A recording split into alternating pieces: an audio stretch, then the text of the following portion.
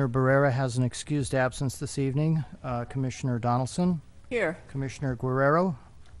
Here. Commissioner Kang? Aye. Commissioner Thompson? Here. And Chair Keller. Here. We have a quorum of 6 commissioners present.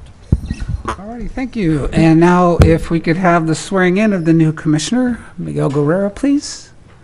Unfortunately, the city clerk is the city official that has to administer the oath. However, Commissioner Guerrero has been appointed by the city council and can participate in tonight's activities. We would ask, though, that he participates and makes decisions and comments that are consistent with the oath of office, which is really to uphold and defend our United States Constitution and state constitution, as well as Emeryville's local laws. I would note that both items on the agenda tonight are study sessions, so there's no formal action being taken by the commission. It's just comments and direction.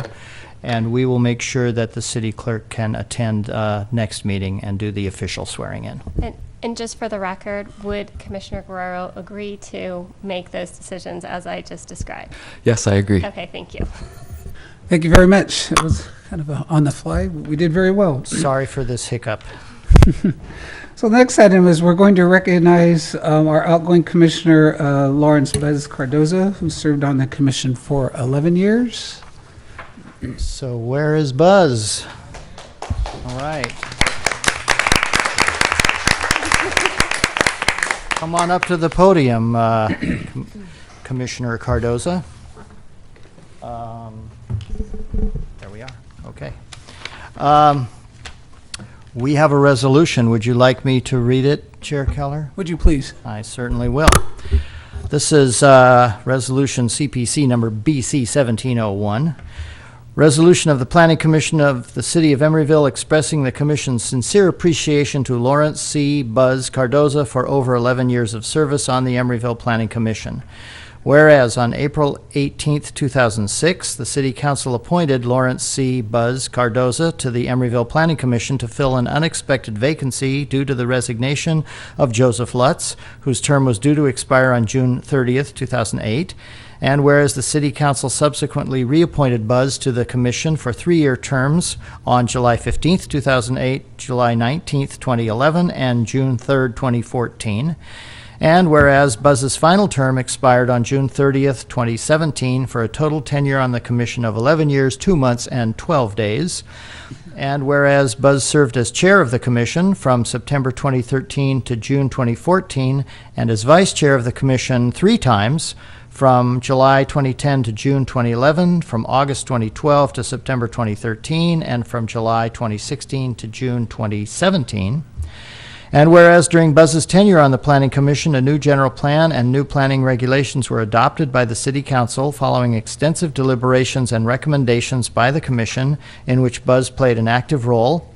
And whereas during Buzz's tenure on the Commission, a number of major development projects were approved by the Commission or City Council, and a number of long-range planning efforts were recommended for approval by the Commission and adopted by the City Council, both too numerous to list by name. And Buzz played an active role in the deliberations on all of these projects. And whereas Buzz will be sorely missed for the depth of his knowledge of the city's history and for the good cheer and sense of humor he brought to all of the Planning Commission hearings, he is to be applauded for the no-nonsense, practical approach he brought to Commission discussions and for his unwavering dedication to the welfare of the city and the improvement of its urban landscape. And whereas Buzz has served the city of Emeryville in various capacities that shepherded the city's rebirth, transformation, and prosperity. And whereas Buzz's commitment and years of service to the city are commendable and his leadership is evident in how graciously Emeryville has developed. And whereas Buzz's dedication and years of service provided wisdom and experience that helped everyone on the Commission in reaching good decisions. He was an avid supporter of most development projects, even when it pushed the button of his personal aversion toward ground floor retail. Our debates on the subject made me, the commissioner who contributed this whereas, look deeper and harder at how to make it work, yet even then one could not convince him of the potential benefits. His additional aversion of signs has kept Emeryville less commercial looking, and his efforts as an architect serve as a helpful reservoir of knowledge that we all could tap into. And whereas his perspective as an architect has added much to the Commission's deliberations over the years, and his efforts to keep our town's illuminated signage below Las Vegas levels has been greatly appreciated. And whereas Buzz has made significant contributions in enhancing the livability and better good of the city of Emeryville for current and future residents, and whereas Buzz's thoughtful and insightful comments and wisdom on a variety of long-range and current planning issues will be greatly missed on the Planning Commission, now therefore be it resolved that the Planning Commission hereby expresses its sincere appreciation to Buzz Cardoza for over 11 years of outstanding service to the city of Emeryville and its citizens as a planning commissioner, and wishes him the best of luck in his future endeavors. Approved by the Planning Commission of the City of Emeryville at a regular meeting held on Thursday, July 27th, 2017. Hey. And I neglected to mention before I read all that, for those who are not aware, it is the tradition of the Planning Commission that this is a collective effort, and these various whereases were contributed by all of your fellow commissioners, as you know. As if you couldn't tell. Thank you very much. I appreciate all your comments, and I certainly enjoyed serving on the Planning Commission for those years, and I think you've got a number of challenges before you.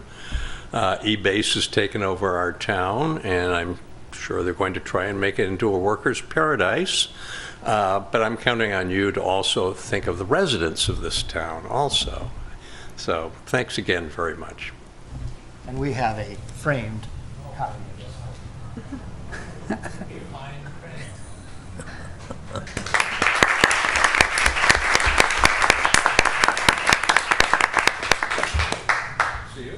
Thank you, Buzz.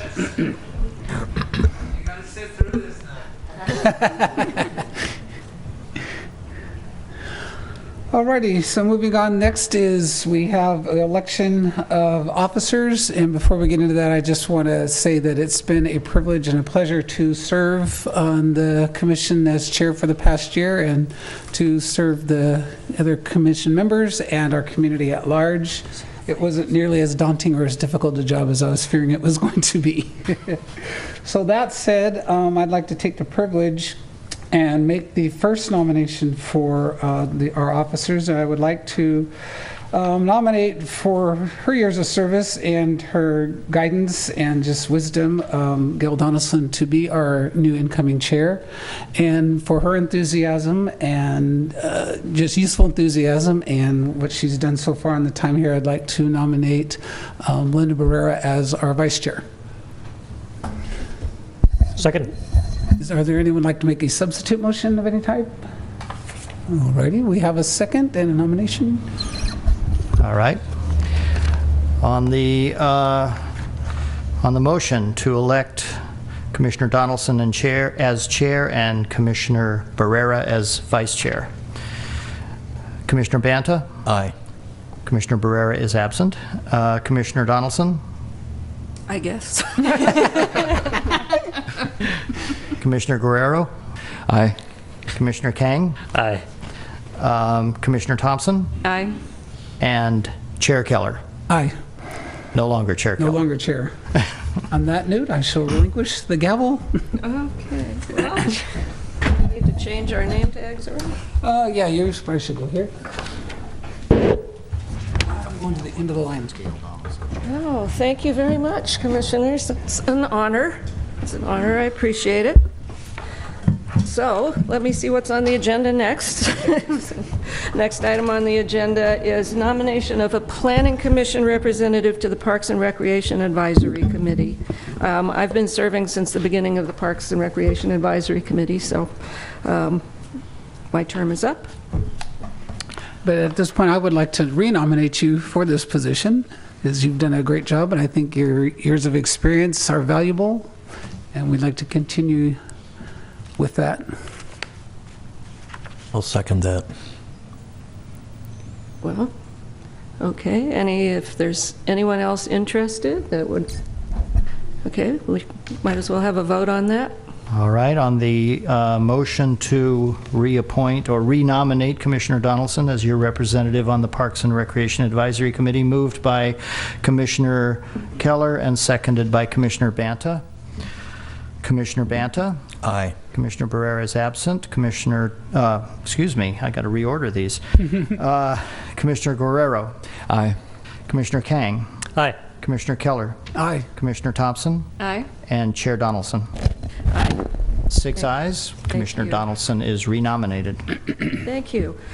Next item is public comment for items that are not on the agenda. So anyone wishing to speak can come up and have 3 minutes to speak. Seeing no one right now, we will move on to the action recap. The minutes from the June 22nd meeting. Are there any corrections, additions? I had one addition. I wanted to note Commissioner Donaldson's commentary around the signage, because I think she brought up a great point last time we met about the not necessarily liking signage on residential and having a difference of opinion around signage on residential. So I just wanted that to be recorded. So this is for item 6A, the public hearing on the Avalon Public Market signs. Yeah. Just to note that Commissioner Donaldson made a comment that this kind of signage was not necessary on residential.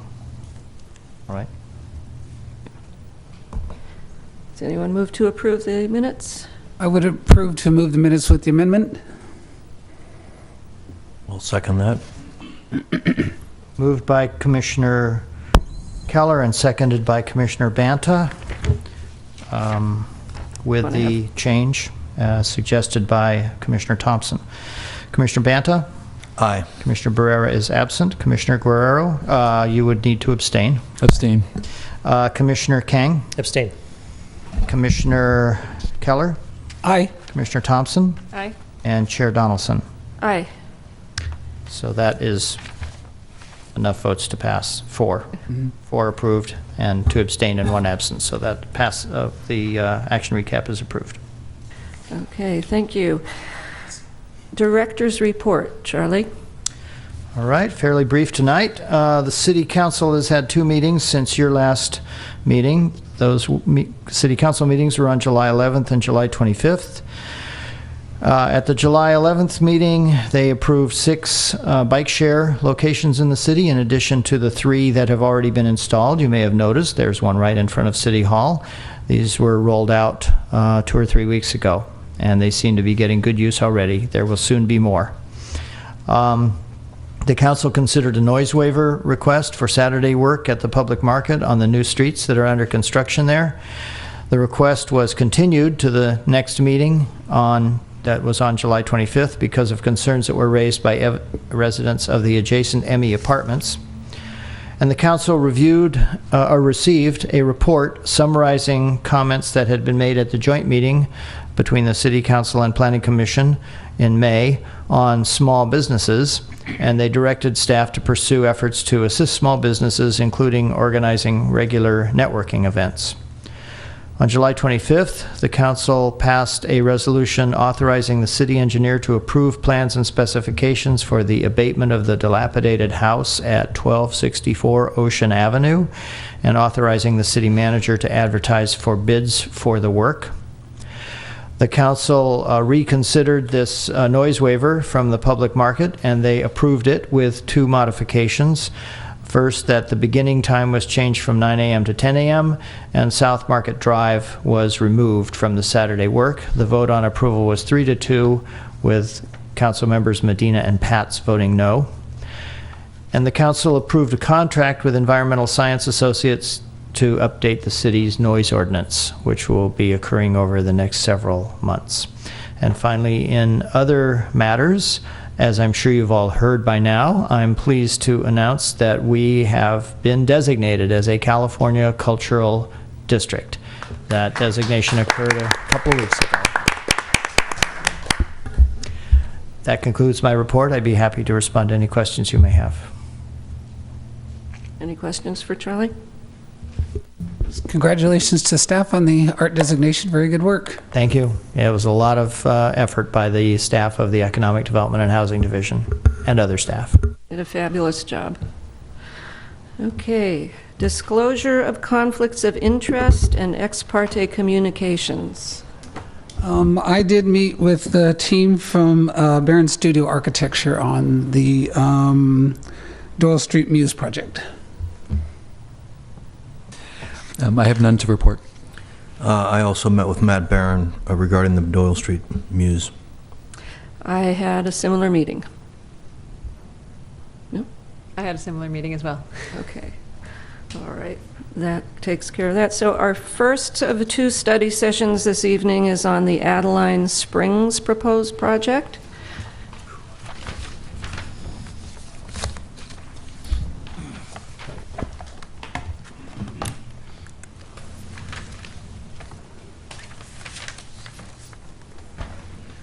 Good evening, Planning Commission, and welcome to Commissioner Guerrero. So this is a study session for a redevelopment of a parcel on 3737 Adeline Street. So this is the site. It's about almost a third of an acre. This is what's called what we call the star intersection, where you have San Pablo running to the east, West MacArthur Boulevard running here. And to get you in context, we have the lane splitter building right here. Across is Adeline Place. In this area is what we call the Mass building. This is where the project intersection is under construction. That's the project that has had some difficulties with fires recently. So there is an existing building, one-story existing building, around 6,000 square foot building, which has been used by the U.S. Spring to manufacture and repair truck springs. The owner has decided to sell, the ownership has decided to sell and relocate the business elsewhere, and at the moment they are still at the site and are leasing the site from the applicant, the current owner, which bought the property about a year ago. So this is the existing site plan, and this is the footprint of the existing building. What they are proposing is to demolish the building and replace it with a building which occupies a similar footprint, and the rear of the parcel will be occupied by a parking lot that will provide parking to the building. So the plan is to build 29 rental residential units and live-work spaces on the ground floor. The entry to the building will be off Adeline Street. This is where the lobby is. There is a community room for the residents, and the rest of the building is going to be occupied by the live-work spaces. And that's about 5,000 square feet in size. The rear of the building has the 15 parking spaces that I mentioned. The bike parking is located here, and the trash will also be located in this area right here. This is the second floor plan and the third floor plans. Basically, there's a mix of studios, 1-bedroom, 2-bedroom units, and 3-bedroom units over the 4 floors. So this is the 4th floor plan, and this is the 5th floor plan. On the top of the 5th floor, there is a amenity space about 2,000 square feet in size, which at this point has not been developed, but it's for indicating where the amenities for the project lie. This sort of gives you the sections. The height of the building is 55 feet. Since on the ground floor you have live-work units, the ceiling height on the first floor is 15 feet, and subsequently each floor above that is 10 feet. So this is the unit mix. As you can sort of take a look at the different numbers, and as well as the different sizes of each type of unit. Here are the elevations. This is the Adeline Street elevation. We have a concrete base with glazing to kind of activate the pedestrian realm. And these will be the live-work units. The upper floors have cement board panel, and they also have what's a solid stained wooden batten, which serves as a second skin for a portion of the building. So this is additional, it's the MacArthur Boulevard elevation, and this is where the entry, the vehicular entry to the site will occur. This is the south elevation, so this would be facing the adjacent neighbor. This is illustrative of the proposed mural that they're proposing. And these are some of the perspectives. The applicant plans to go into detail of what their design concept is about and what the intention was behind the proposed design. In terms of conformity to planning regulations, this lies in the MURS zone, and there is a transit hub overlay zone. So what the transit hub overlay zone does is essentially is to reduce the parking requirements by half. Use classifications, we have two uses here: multi-unit residential, which is allowed by right in the mixed-use residential zone. And they're proposing what we consider a light live-work unit, which requires a conditional use permit.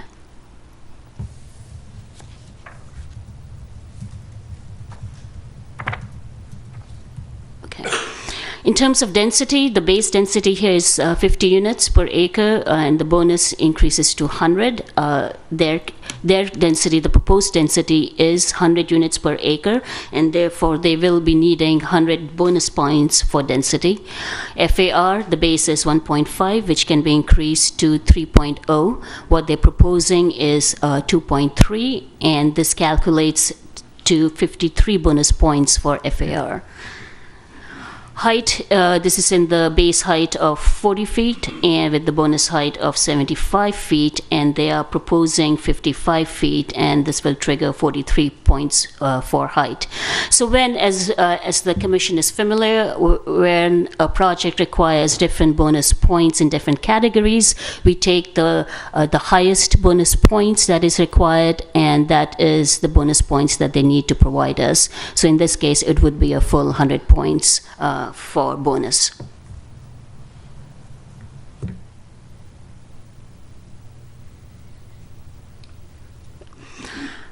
So in terms of how they propose to get the bonus points, as the commission knows, half of any required bonus points need to come out of affordable housing, and this project actually is going to provide affordable units in the project, and this calculates to 5 units, with 1 at very low income, 2 at low income, and 3 at moderate income levels. The remaining 50 points that they need, they plan to provide it by writing us a check towards contribution to the citywide fund to support local serving businesses. And for every 10 points, they need to give us 1% of the project construction valuation. And for this project, that equals to 5% of the construction valuation that they will need to write a check for. Not sure what this is doing this. So in terms of unit mix and family-friendly design guidelines, the requirement is that 50% of the units need to be 2 and 3 bedroom units, of which at least 15% need to be 3 bedroom units, and only 10% can be studios. The project does meet this requirement. In terms of family-friendly floor plans, these have not been submitted yet. This is not unusual. This is a study session, and the purpose of the study session today is to get initial feedback from the commission.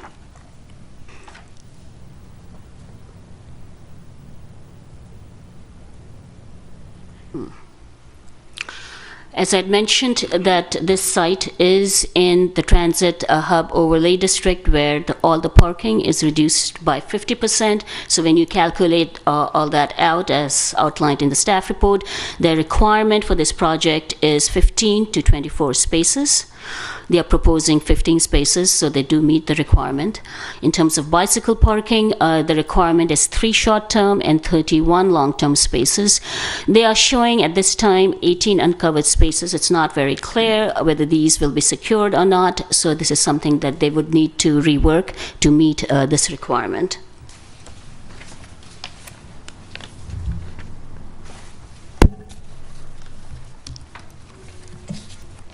In terms of open space, the required private open space is 40 square feet per unit, and that calculates to about 1,400 square feet. The required common open space is 20 square feet per unit, and this includes the live work units as well. And our regulations also allow the common space to be substituted for private open space at the rate of 2:1. In terms of the proposal, we counted about 14 units that have a balcony. As I mentioned, they also have a rooftop common open space that's about 2,000 square feet. Whether they all meet the requirement is unclear at this time, but they do know that they do need to meet these requirements, so they would need to figure this out as the project develops further. Sidewalk design guidelines. The applicable sidewalk widths in this area is 12-foot wide sidewalk with a minimum of 7.5 clear pedestrian pathway and a 4.5-foot landscaped area. The existing sidewalks are less than 12 feet. On Adeline Street, therefore, the proposed building will need to be set back by 2 or 3 feet. And along the MacArthur Boulevard frontage, either the building or the curb will need to move by 2 feet in order to meet these guidelines. A community meeting was held on June 13th. About seven community members attended the meeting. There was a concern regarding that there was not sufficient parking provided for the project. There was concern regarding potential shadow impacts on the neighbors. There was concern regarding the building massing in relation to the adjacent house, especially along Adeline Street. The staff also reviewed this project internally, and the suggestion that was made was to move the bulk of the building away from the adjacent house on Adeline Street and increase it toward the intersection of Adeline and MacArthur Boulevard. Keep in mind that the height limit here is 75 feet, and the height of the proposed building is 55 feet, so they do have some room to maneuver, and that would trigger additional bonus points, but they need 100 bonus points for density in any case, so that would not change the economics of the project regarding at least the bonus points is concerned. The use of murals to cover some of the blank concrete walls was received with mixed comments. And there was some discussion of introducing road diet measures, particularly along MacArthur Boulevard, and there was discussion regarding including a new crosswalk on Adeline Street so that folks could walk across to the Lane Splitter restaurant. This is something that Public Works staff and planning staff need to work together, and we would be coming up with some recommendations down the road. So in terms of issues that we would like your feedback on is on design. Does the commission agree with staff to move some of the bulk of the building away from the adjacent house on Adeline Street and increase it toward the intersection? How does the commission feel about the use of murals as design features? In terms of bonus points, does the commission find the contribution to the small business fund to obtain the 50 bonus points acceptable? And in terms of amenities, does the commission have any suggestion for provision of additional resident amenities? That concludes my presentation. The applicant is here and will be providing you a presentation. So if you have questions for me, I would be happy to answer at this time. So, are there any questions for Miru? I've got a couple of questions. Okay. Maru, maybe I misread one of your slides, but when the parking slide that you talked about, did I see a discussion about 18 spaces versus 15, or was it just 15 spaces that are being proposed? 15 are being proposed. Okay. The 18 I think you saw was for bicycle parking. Okay, Yeah. thank you.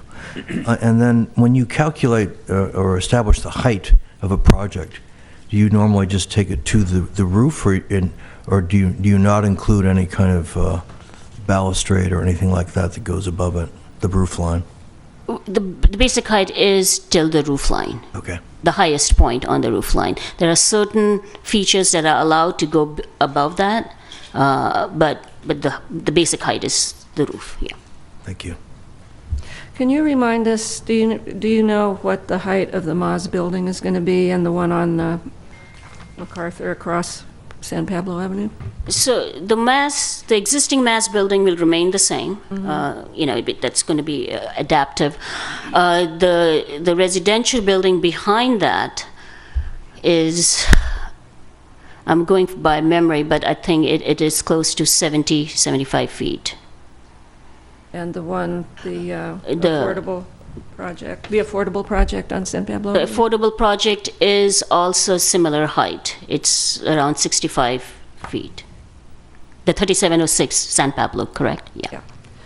Do you have questions for Maru? Not at this time. Okay. Would the applicant like to come up and give a presentation?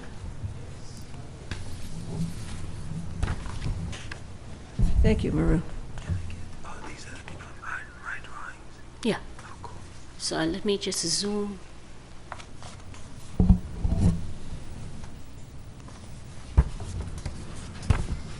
Okay, should I just do it this way? How do you? Do it however you like.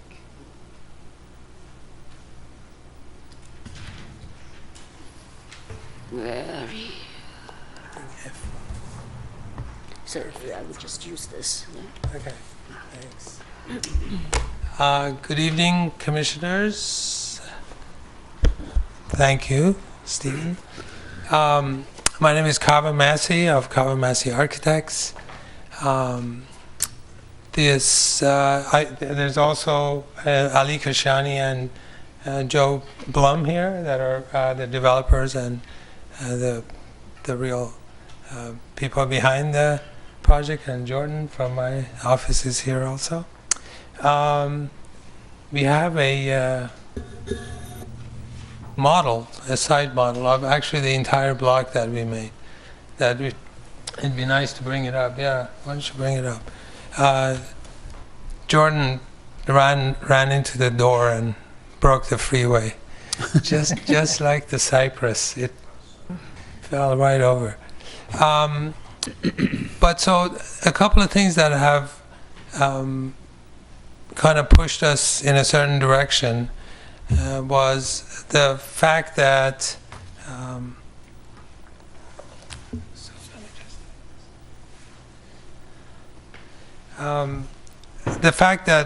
projects like this normally impact the people that are right next to them the most. And so we were trying to be as cognizant of that as possible, because given the intersection, it's as kind of sturdy and gritty and urban and as kind of menacing and dark and deep and wide and everything you can imagine goes on in that intersection. So that sort of width of that intersection allows for the building to go up for sure. Building going up higher requires a different type of construction, which actually requires more money and budget. So we've kept the footprint of the new building fairly close to what's there now.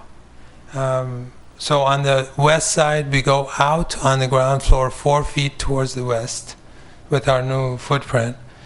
And on the south side, next to the house, we're actually 4 feet away. When the old building is actually on the property line, our building sets back 4 feet. On the upper floors, we actually come back out to the property line on the south and go another 8 feet out as a cantilever.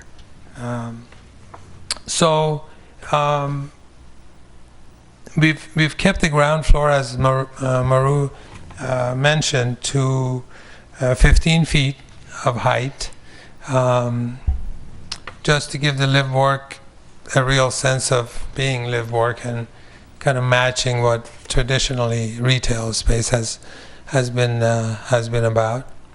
And then the upper floors, and that floor is actually all going to be concrete, and then whatever's above it is wood, which is fairly common. So as a sort of a gesture towards the house to the south, we ended up lowering one of the floors by quite a bit, actually, to put a garden up there. And we feel like it's a sort of, it's definitely a gesture. Whether it's enough or not is sort of your reaction to it.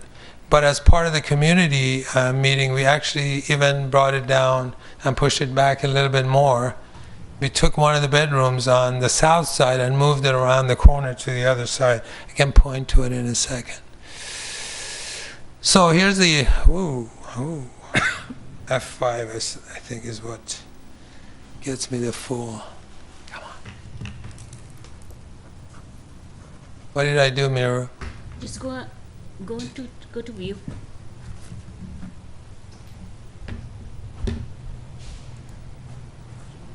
Full screen mode. Yeah. Yeah. So this is the existing footprint of the building, and there's a few little sheds in the yard to the west of the building. The building's around 20, we're kind of guessing like 23 maybe, 24 feet. We counted the blocks to see how tall it was. But it's a pretty tall one-story building. And there's a lot of action in the yard. That's in between the existing building and Vicky, Sewell, and Steve's yard. Oh, I went. So, yeah, I mean, it's pretty simple building, honestly. The footprint, both on the ground floor, you know, the lobby goes right through, so you can get to the lobby from the parking, which is secure with fencing around it and a gate. And on the street side, you can come all the way through, get to the elevator, which is right here. And then these live-work units all have some access to the lobby. These four do, and then but also access from the street. And these two have. Actually, this is the only two that don't have access. This one from the back, this one from Adeline. So. What I was referring to was this little bump out that we ended up with when we took a bedroom off of this end of the building on the next floor up. And you can see it here. And the reason we stopped there has to do with where the stair was, because the stair can't really stop. It has to go up to the top floor. And that's also another issue with just raising this portion of the building up by taking this back, is that we need two sets of stairs to go up to the very top and provide exit. And that means a pretty tall, skinny thing kind of poking out of the top of the building. So it's going to be hard to make it disappear. So as far as the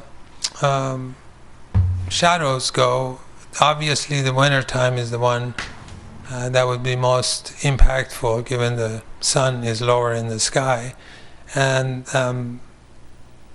this shadow study is for the building that's there now, and this is for the one that we are proposing.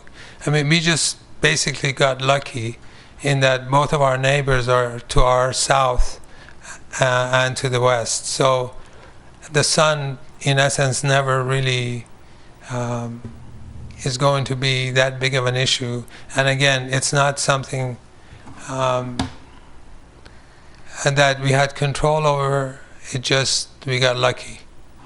And again, when you go back and forth between these two, which I did quite a bit, try to see. Good Lord. I'm so sorry about this.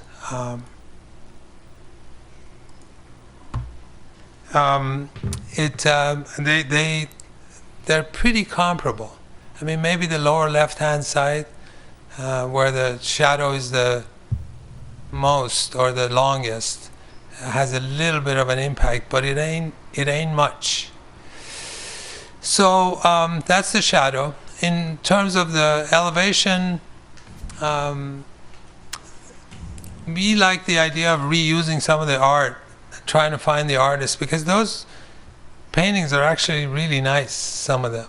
There may be a little too many of them, and it's kind of not very well organized, but I mean, some of them are really nice. So if we can do it, we like doing it. If not, we'll figure out how to do the nicest thing with some board form concrete or something that is done basically on a lot of multi-unit housing projects.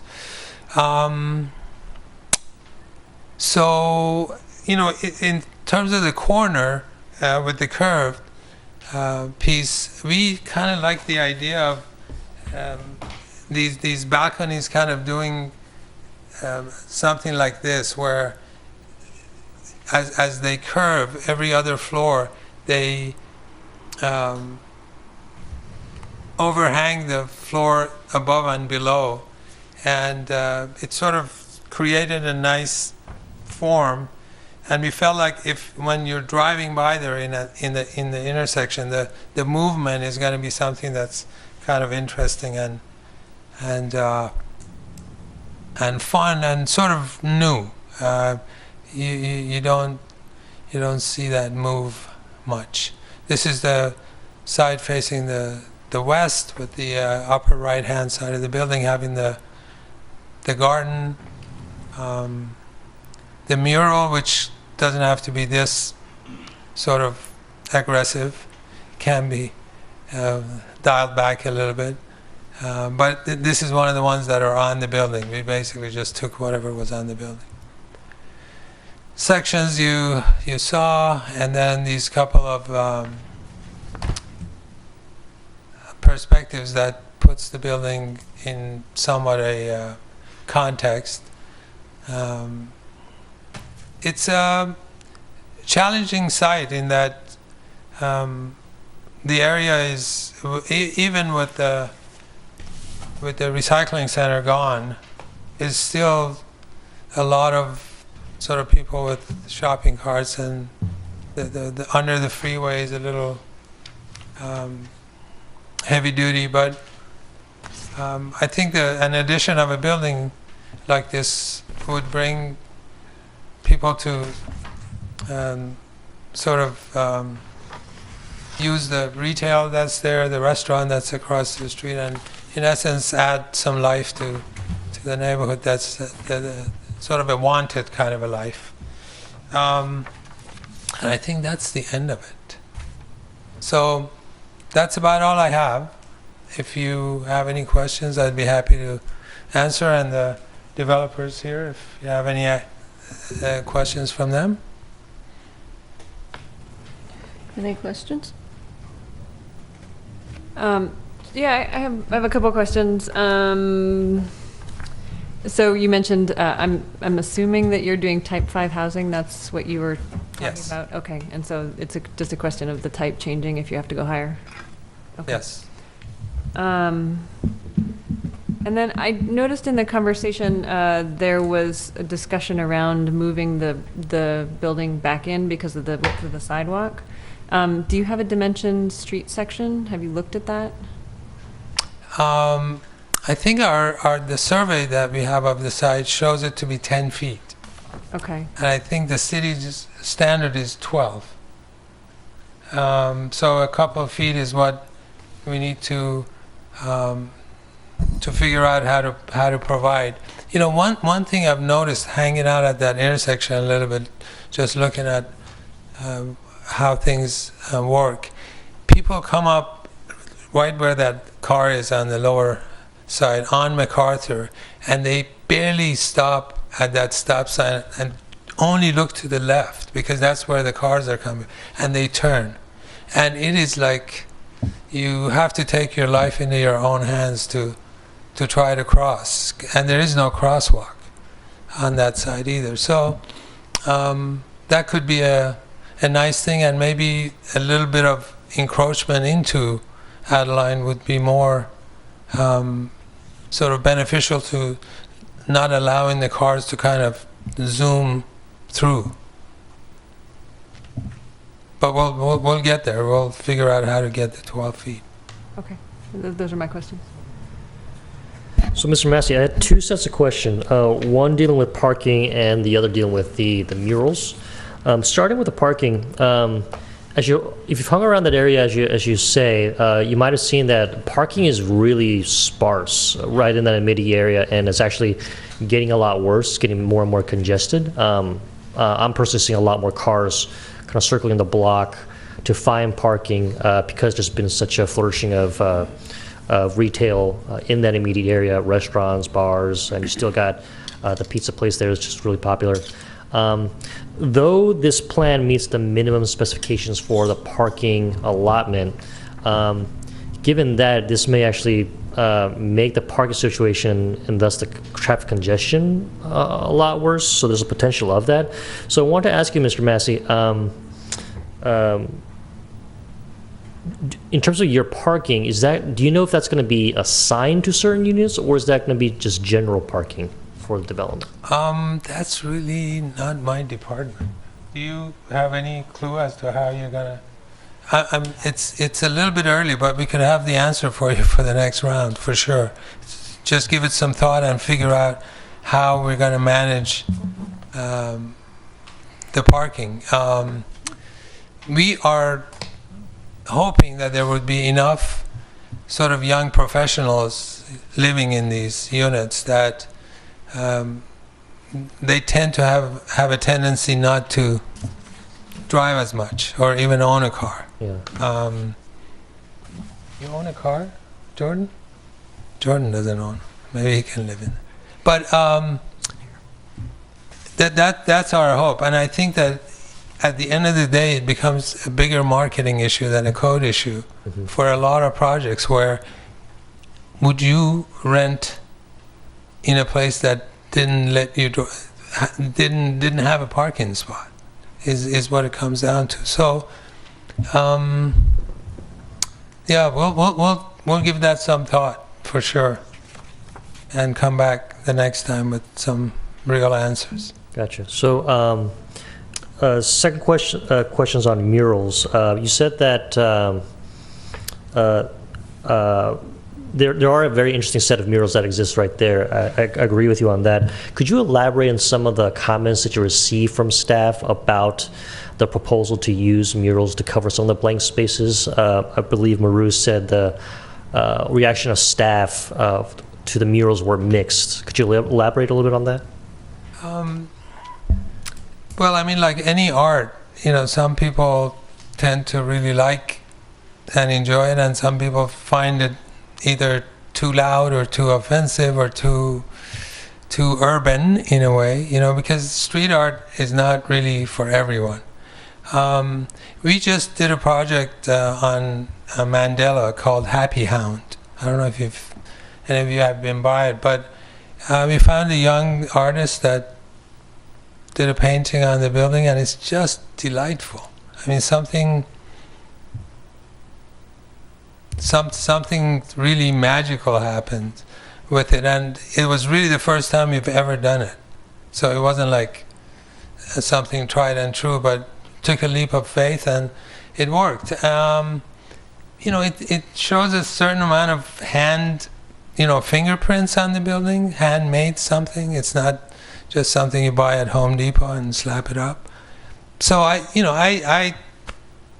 think it's a good thing, and it also brings back a little bit of the memory of that building that's been sitting there for probably 50 years. I don't know how old it is, but it looks pretty old. So that was our reason for putting it up. Is it your intention to keep or try to preserve some of the murals that are already there? That's impossible. Okay. It's your intention to bring in new art? I see. Right.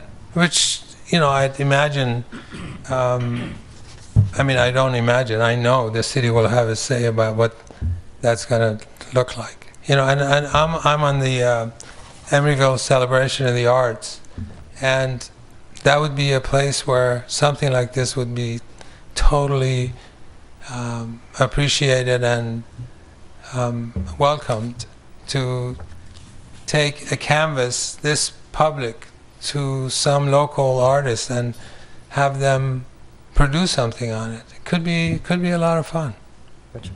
Madam Chair, I know I said I have two sets of questions. I have one more that occurred to me, if I may. So I'm just going to ask my colleagues on the dais just to allow me a little latitude on this, because I think it's a relevant issue for that vicinity, but it may not be squarely within the jurisdiction of what we're considering here. But just for the but I think it might be germane as to what we're encountering here, just to get ahead of the ballgame a little bit. As you may know, Mr. Massey, that area has encountered some challenges with arson over the past year. And it seems like we still don't have that suspect in custody yet. So it seems like it's got a bit of a reputation now as being maybe a risky area in which to develop. Do you have any special plans that might be relevant to install there in terms of security, should this project go forward and you're allowed to build? Right. You know, I mean, given the fact that the ground floor up to 15 feet of this building is entirely concrete, is going to be of some help. You can't just pour some gasoline on the ground floor and have it all go up in flames. I don't know how the other one was done, or how the fire got started, but I would imagine the only way to try to keep someone away and keep them from doing it is to put up a tall enough fence and have enough security that they're deterred or they're sort of prevented from doing it. And aside from that, I think just the smallness of this may help it, as opposed to something because that thing you could see from downtown Oakland. It's a pretty tall building, and so and it takes up a pretty good footprint. You know, this is a fairly modest building when it comes to what's going on in the neighborhood. So. Who knows? You have a great point, though. It'll be a disaster if more of these buildings go up in flames. So, Mr. Massey, you don't have current plans right now for, say, on-the-ground security? Not right this minute, but I can guarantee that the developers will be working on it to make sure that the same thing doesn't happen to them. It's you can imagine how devastating it would be. So we'll come back with some ideas for sure. Thank you. Okay. Just a couple questions to start off with. So you said that the base or ground floor level is going to be poured concrete. So in other words, you're going to have a podium base, correct? Right. So can you explain to me the difference of what would be the added cost of doing a podium base if you added another floor to that, if you're already making a concrete base? So if you added a floor to that, are you just talking some more structural rebar? So the difference between a Type 5 and a Type 3 building is that all of your exterior walls basically have to be 2-hour fire rated walls. That's one thing. You go up one more floor, you need 2 sets of stairs to go another floor up. You need your elevator to have an extra stop. Okay, well, let me just stop you there. You already have 2 sets of stairs. So Yeah, but that's not an added cost. But you talk, okay, you're just going another one more level floor. instead of That's stairs. right. Okay. So, and then one big chunk of money that gets added onto it is that you need a man lift when you go over, is it 55? 60. When you go over 60 feet of height, you need a man lift that has to be attended. That's for all the workers Right. to be able to go up and down. And that is tens of thousands of dollars added. I mean, at the end of the day, every Sure. bit of the money that doesn't go into these buildings ends up kind of diluting their quality and all of that. We see it all the time. So So my second question is, and I don't know if you could get to the slide that everyone else could see, but I'm looking just more of the plot plan of the building sitting on the lot. And I'm wondering, you have the building fronting mainly on Adeline Street, which is what brings it right up to, that's a fine picture there. That brings it right up to the existing neighbor's house. Have you thought of positioning the building all along MacArthur Street and putting the parking along that south side that would abut the neighbors? And then we would kind of eliminate that problem. Yes, so a couple of things. One was that when we first actually started, there was a podium that covered the entire site with the parking underneath on the ground floor, and then the buildings were up higher. But it's right up against Vicky and Steve's garden. I don't know if you've ever been in that garden.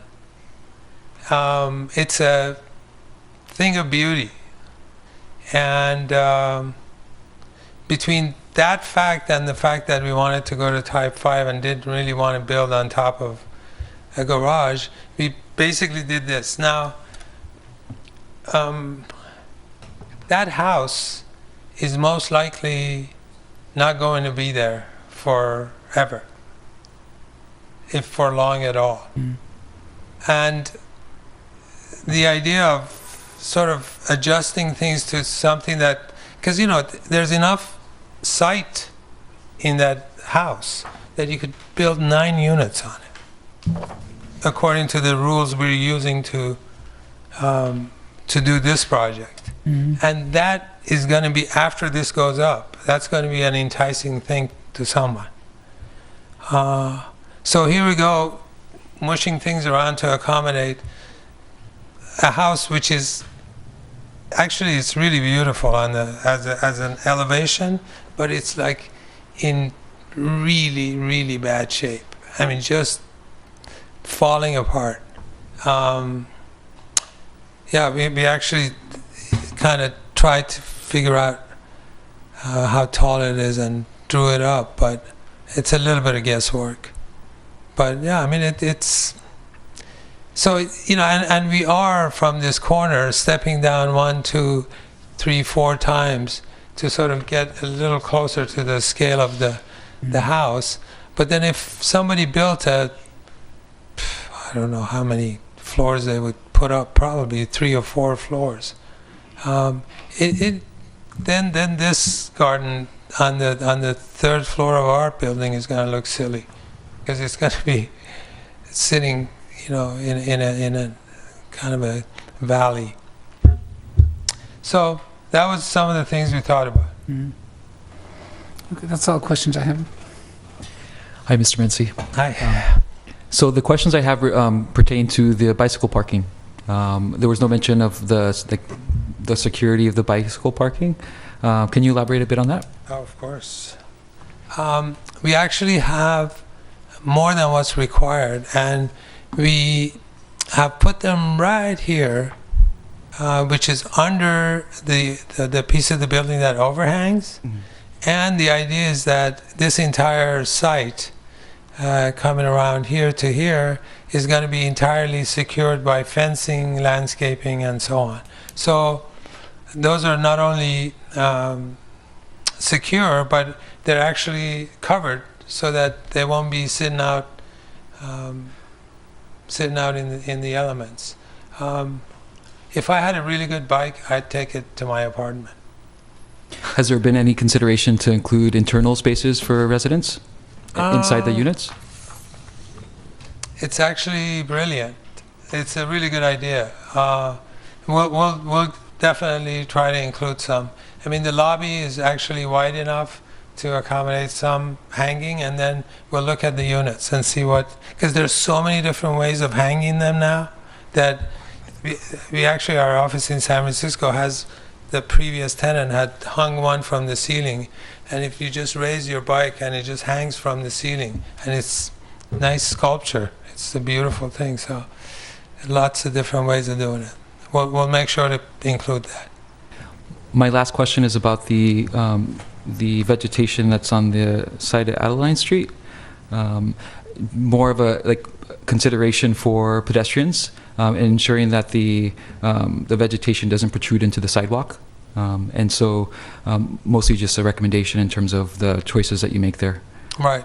We need to bring in a landscape architect to make sure it's the correct thing to be doing. These landscape pockets these days, given the C3 requirements, which is the water filtering before it gets discharged, basically have to become sort of cisterns. So, and somehow something has to grow in them. It's a difficult thing, but we'll definitely keep that in mind. That's a really good point too. Thank you. Thanks. Hey, Kava, thanks for your presentation. I got a couple of questions for you. On sheet A3.5, the sections.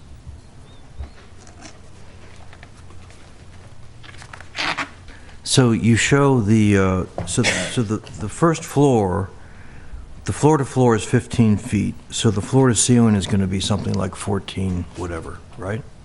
So not high enough to have a full mezzanine level, Right. but maybe you'd have some raised level or something like that. Did you look at possibly making it higher so you could put a mezzanine in there, get a real? Yeah, it's that darn man lift.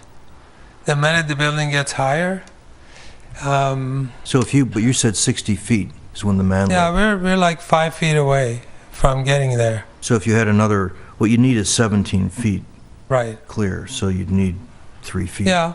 I mean, that was one consideration. The other was to try to keep the square footage of the entire building to a certain number, just because, as you know, you multiply that by the ungodly construction costs these days, and it adds up to a pretty astronomical number. But anyway, that was another reason why we didn't do it. Got it. Okay, so sheet A3.4, the one before that. So you show the mural, as you noted, it might be, some people might find it a little bit aggressive, et cetera, et cetera. Whatever you do put up there, because it is going to be overlooking the adjacent property, you are probably going to want to run it by that property owner to make sure they're going to be happy living with it, because they're going to be looking at it, whether it's that house or a new development later on. No, it's so true. No, absolutely. I mean, I didn't want to sort of break the heart of the staff person that picked this one to put on there by having him change it. But it definitely, you want something that you could look at every day and not start cringing because the teeth are starting to show. And yeah. So sheet A3.1. So you show in this elevation your use of the battens. Right. And the battens you describe as solid wood stained battens. Is that correct? Yes. So would they be like 4x4s or? They're actually, I'm hoping they're 2x4s. 2x4s? Because I'd like a little, I think what happens, and if you ever have a minute to go by that Happy Hound, we use 2x6s.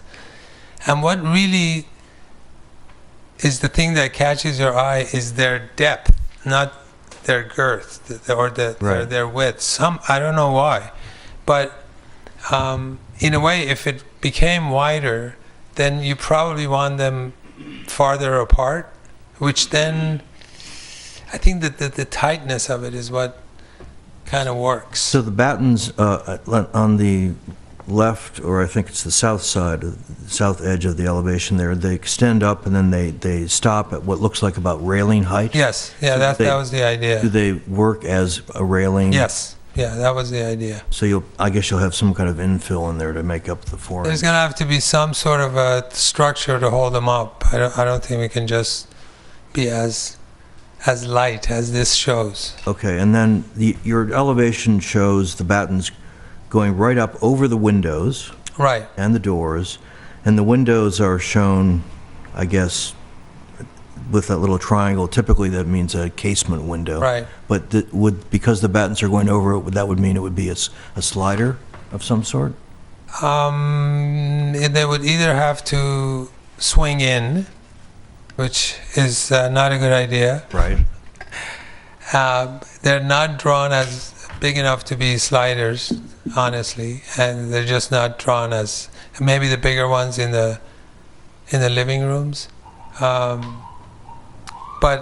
all of that are things that we need to sort of get through this stage where we're given a little bit of an encouragement to go work things out, and we'll come back to you with these things figured out and working properly. So you have, just not to belabor the point, but on the north side of the elevation there, where you have the terraces that stagger one over another, and you have the sliding glass, looks like sliding glass doors. Right.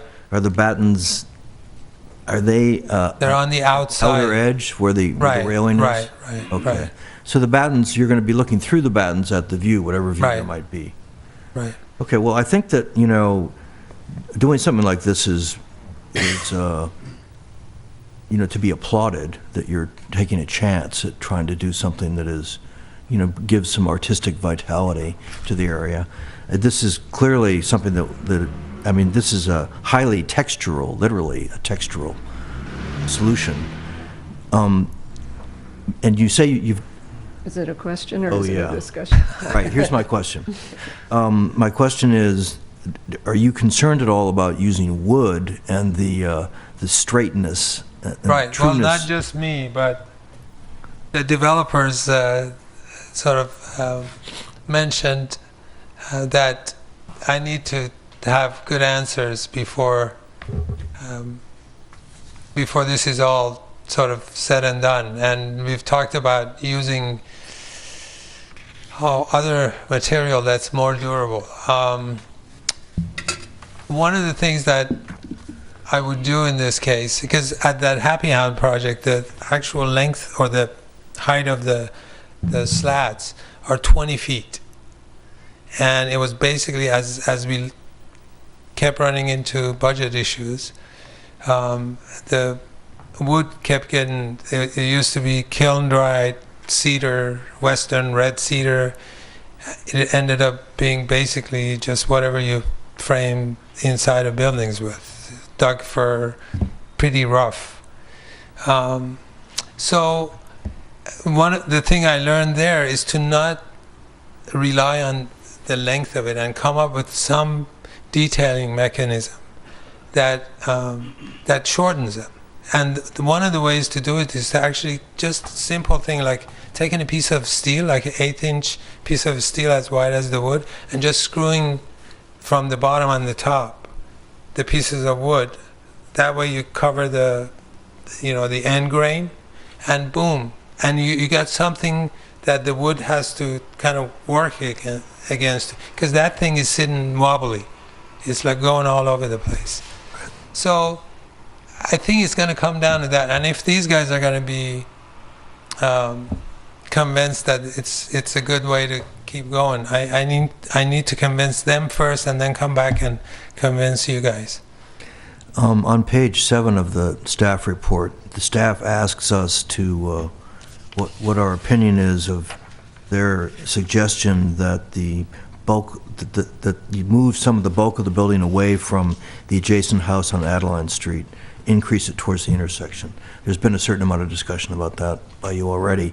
Do you have any ideas about how you might want to address that particular comment beyond what you've done already? I mean, this again, this little bit of this move we made, bringing down or moving that one bedroom off of that end next to the house in this elevation on the left, was a response to lower the building a little bit. So is it enough? Is it not enough? How far do we go? How far in the other direction do we go? And then what happens when the cars have to get under the building itself to get to the parking, which is what's going to have to happen as we get into the gate area on the... Can I just quickly do this? I'm going the other direction. So as it is right now, the edge of the building is here at 15 feet. And it's only 2 stories, but it's still all the way over here. If it goes over and you have to drive under it, I don't know. It's just, and, oh, the other thing, that's something I actually had in mind to bring up. This is as efficient as you can make a floor plan. And if we had a unit to get to back here, this hallway now has to extend all the way out here, which will eat into one of the units, and then we have dead-end corridors, and all kinds of other bad things could happen. I don't know, I haven't really tried it.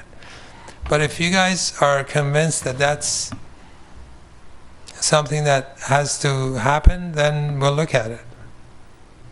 And maybe I'll have better answers for you next time. Thanks. So my question is whether you have any other examples of this batten siding aside from the Happy Hound, because Yes. I'm having a hard time understanding what it's going to be like from the inside looking out and from around the balconies looking out, and on sheet A3-2 what the where it gets darker and thicker. I'm not understanding how it really Yeah, works that's- with the interior of the building, and I would like to get a better sense of that. Yeah, I mean, one of the things we're going to do is, we actually had a large piece of this built like this big to bring, and I didn't like the way it looked, the way it was built, you know, it wasn't the idea, but, so it's in the back of my car right now. But we'll make sure to have enough definition and also bring some examples of buildings that have done it, viewing from inside and out. Okay, that would be helpful. Okay. I don't have any other questions.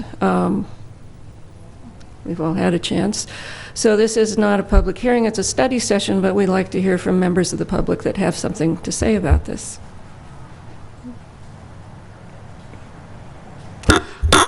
Come up one by one and, excuse me, sign into the sign-in sheet when you're done. That would be helpful.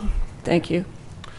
Hi, I'm Steve Scar. Vicki and I have the property that Kava has been discussing on the west side of the proposed project. And we did go to the community meeting, and as you can tell, we're sort of generally unhappy with the existence of the project right on our property anyway, but we appreciated the efforts of the architect to mitigate the impacts on us, which meant mostly putting the project along Adeline Street and the parking between our property line and the larger building. As Can I interrupt just a second? Can you identify your property? I think I'm a little bit confused. Are you the house that's really close to the building, or are you the one to the west where the garden is? They're the ones with the garden. Okay. The one with the I was thinking you were in the other building, so I was a bit confused. Okay, sorry about that. Okay. So as Kava was indicating, we're fairly lucky in terms of the shadow studies, because they're a little bit to the north and east of us. We only get a little bit of shadow from that larger building, and but I think from our point of view, shadow studies aren't where it's at. It's the fact that we have a massive 5-story, 55-foot tall building right in our sky, and it's going to block out most of our sky. So for that reason, we really resist the ideas that are floated by the planning staff to raise the building any higher than is already planned. And this is the first we heard about this, is tonight, but gosh, I would really hate to see this building go up to 75 feet. And seems like that's where we're headed. And Kava has suggested that that's going to be pretty difficult for him. It's going to make us really unhappy. I don't want to put words in my neighbor's mouth, the man on Adeline Street with the other small house, but he's already got a concrete wall that's right on his property line. He's lived with that for years. Kava's proposal is going to move the wall back 10 feet from the property line and actually open up that space. But really, there's no amount of mitigation that you're going to be able to do with setbacks and so on to solve that problem. He's just going to be facing that wall. Now, his, as I say, not to put words in his mouth, his real concern was the view that he has from the back of his house, which looks over the parking lot. If you move the thing back at all from Adeline Street, that will block that view and make him even more unhappy. That's the speaker's time, Chair Donaldson. Yes. Yeah, I think We that's have- really all I have to say. Okay, So thank you very much. thank you.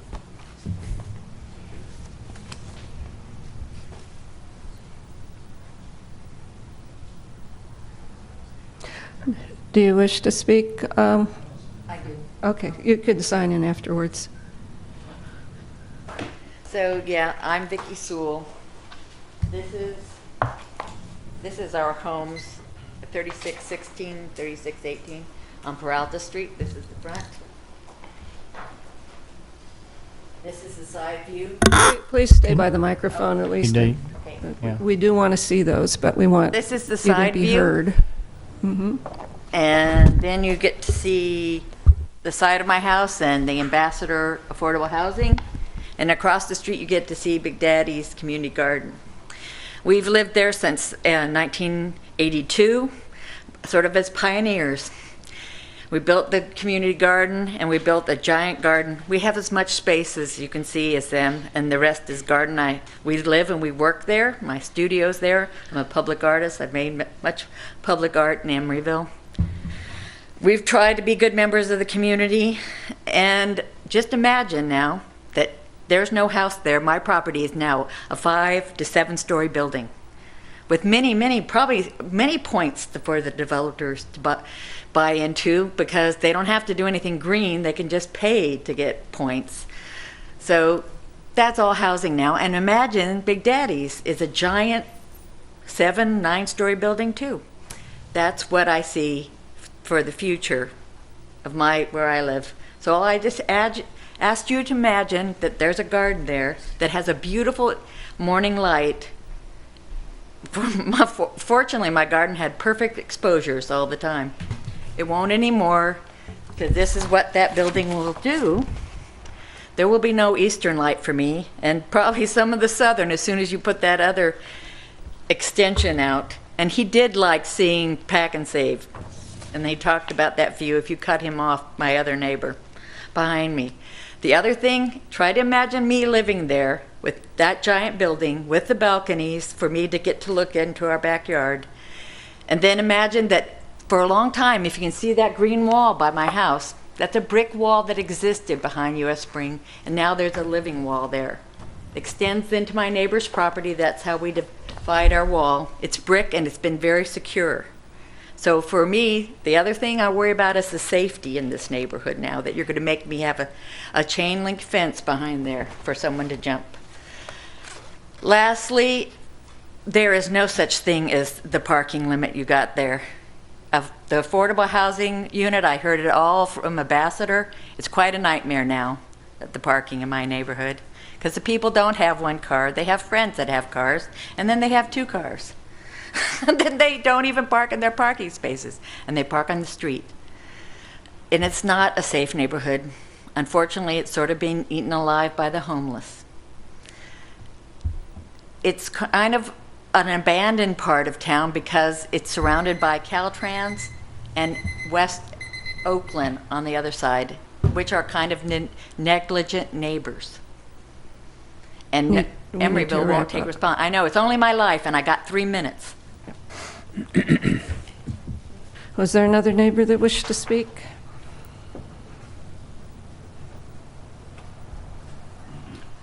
Good evening. My name is John Sedgwick. I'm a homeowner and resident of Adeline Place, 3801 San Pablo, which is directly north of the project. My two comments. First off, since I've been a very close witness to the fires at the Mazzy building in the past year, I would be really interested in arson mitigation plans for this development. We didn't have any, our building did not have any damage at the first fire, but the second fire, most of the windows on the San Pablo side of the building were cracked. Most of the paints were shattered by the heat.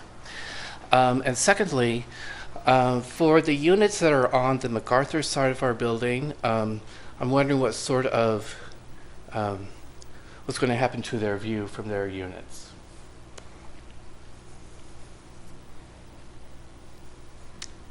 Thank you. Anyone else wishing to speak on this? Okay.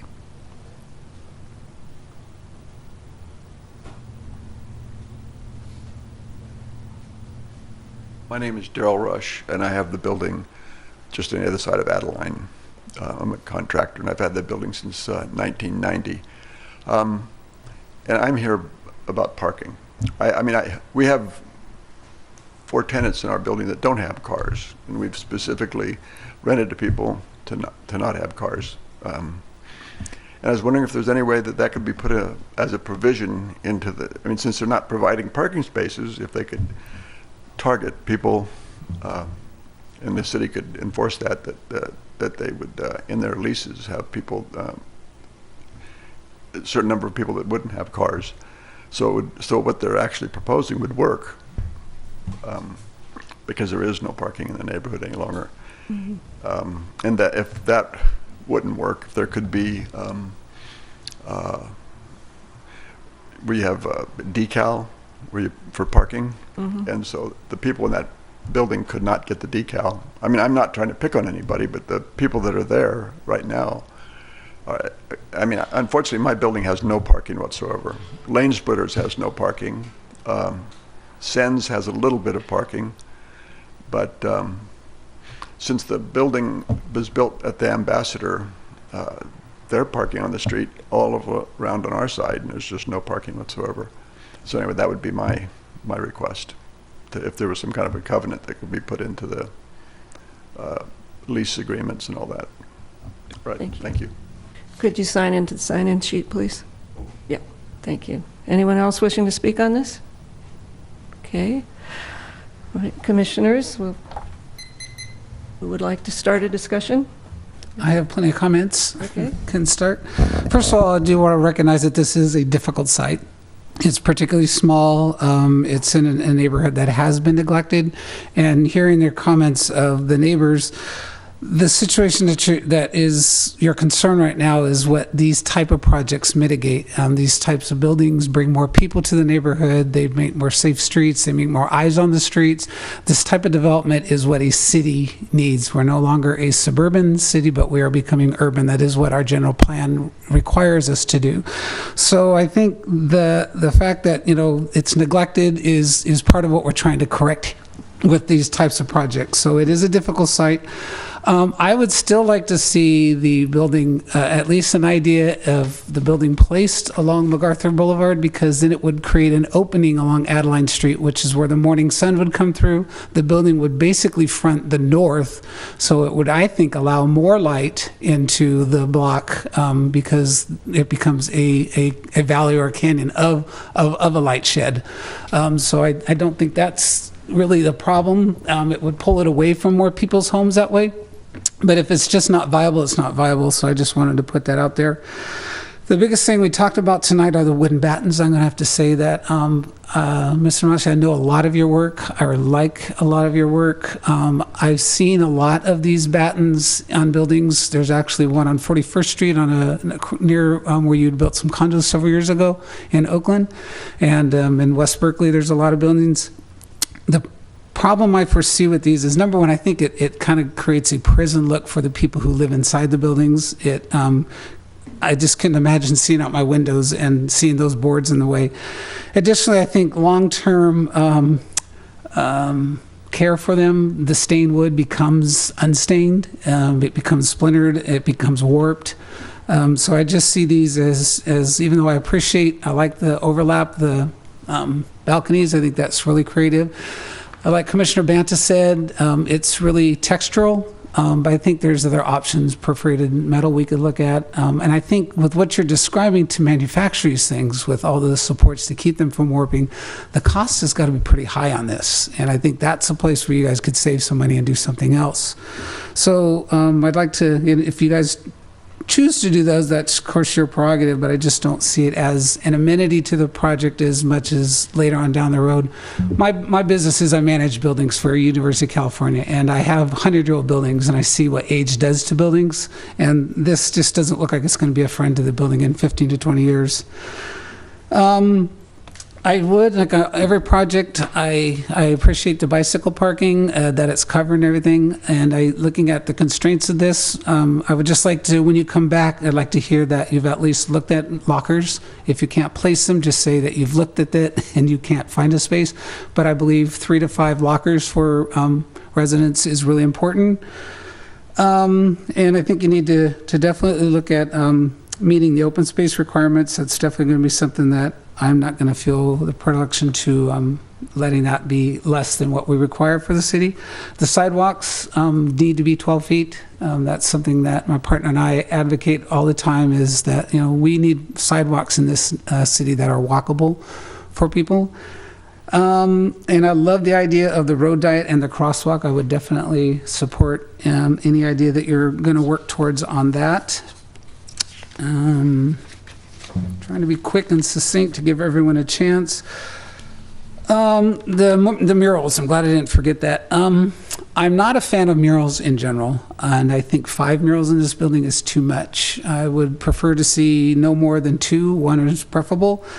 And I think for the walls that are left open, we have many options in doing green walls. I was thinking as we were talking, you could do a sculptural type thing that could be really well lit at night, and perhaps it could be reflective of the auto industry that used to be there. Something interesting with the leaf springs or something like that. But I think there's many options to address that wall, that we don't just take this simple, easy way out and paint them all. I think it's a little too garish. And the proposed parking is a issue throughout town. It is always going to be an issue. The way that this parking code is now written is it's to encourage less automobile reliance. I support that. This project meets our current codes, and I think the city is going to eventually be working very soon on a street parking policy that I think will help address these items. But it's a change of paradigm, and it's going to take time for things to change, and change is uncomfortable. But I totally support anything that discourages a single occupant vehicle, and I know as a fact that fewer parking spaces does do that job. And it's going to be a growing pain period of a time, but I think the city's working on the parking policies that will help address those things. So I'm definitely in support of what we have figured out for parking right now. And I think at this time, that's all I have. Okay, my comments relate to the murals and the art and the buildings. Contrary to some of the comments made, I do believe that the murals complement and blend in with the neighboring environment. I do think that there should be some effort to blend a bit more with some of the mosaic art that I see nearby. I think that might be a nice way to complement what's there already.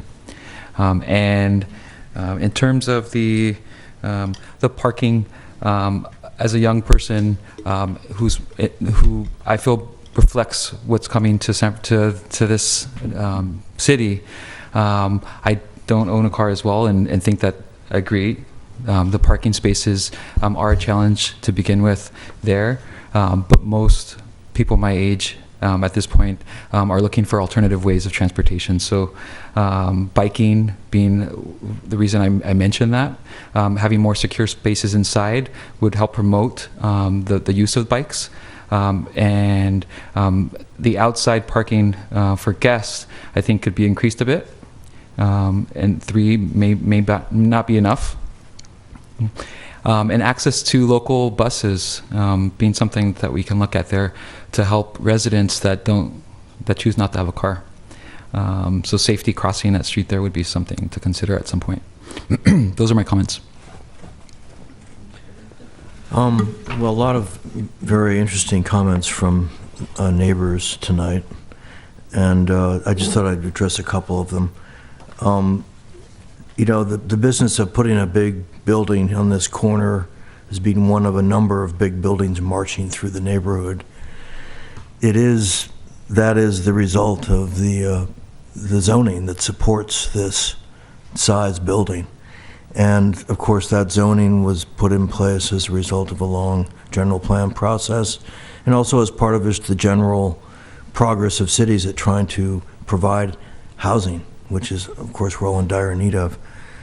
Nonetheless, you know, that may be little consolation to immediate neighbors, and the comments made by the neighbors immediately to the west about the impacts of the building on their property. Indeed, there will be impacts, shadow impacts, you know, for a good part of the year in the morning.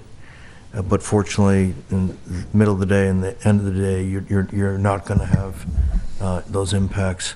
If the building were reconfigured to have the mass of it along MacArthur, those impacts would be greater, I think, on the property. So I think that the choice of massing, it seems to me to make sense the way it is right now. The use of battens as a kind of an aesthetic device, I think the architects to be applauded for, you know, making the effort to make something out of the building more than what typical buildings are. There are all those considerations that he is aware of about doing it so it's done right, because if it's done wrong, it really is counterproductive, and you have all those things working against you, like the wood that's going to flex and the maintenance issues over time that another commissioner has pointed out. So I think the battens are great, but I think you got to use the right material to make them work. And in my mind, I think your batten concept would still be very strong if it was interrupted at the windows, which would allow good views out the windows and allow you to open the windows as casements as well. Solve a few problems right there. There is a type of art called lenticular art. I don't know if you're familiar with that, but what it involves is it's almost like you take a canvas and you fold it into an accordion so that it has a set of ridges, and the ridges that face to the right are all painted in one particular color or with one particular image.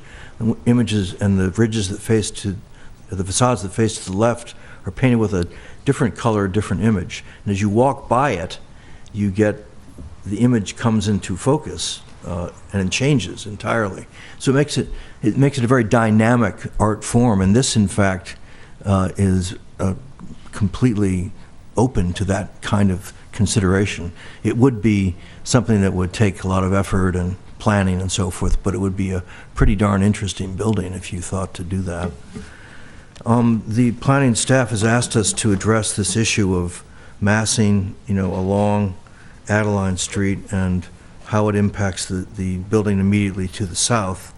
I think the applicant has made an effort to step down. You know, I see 3 steps in any case. And I think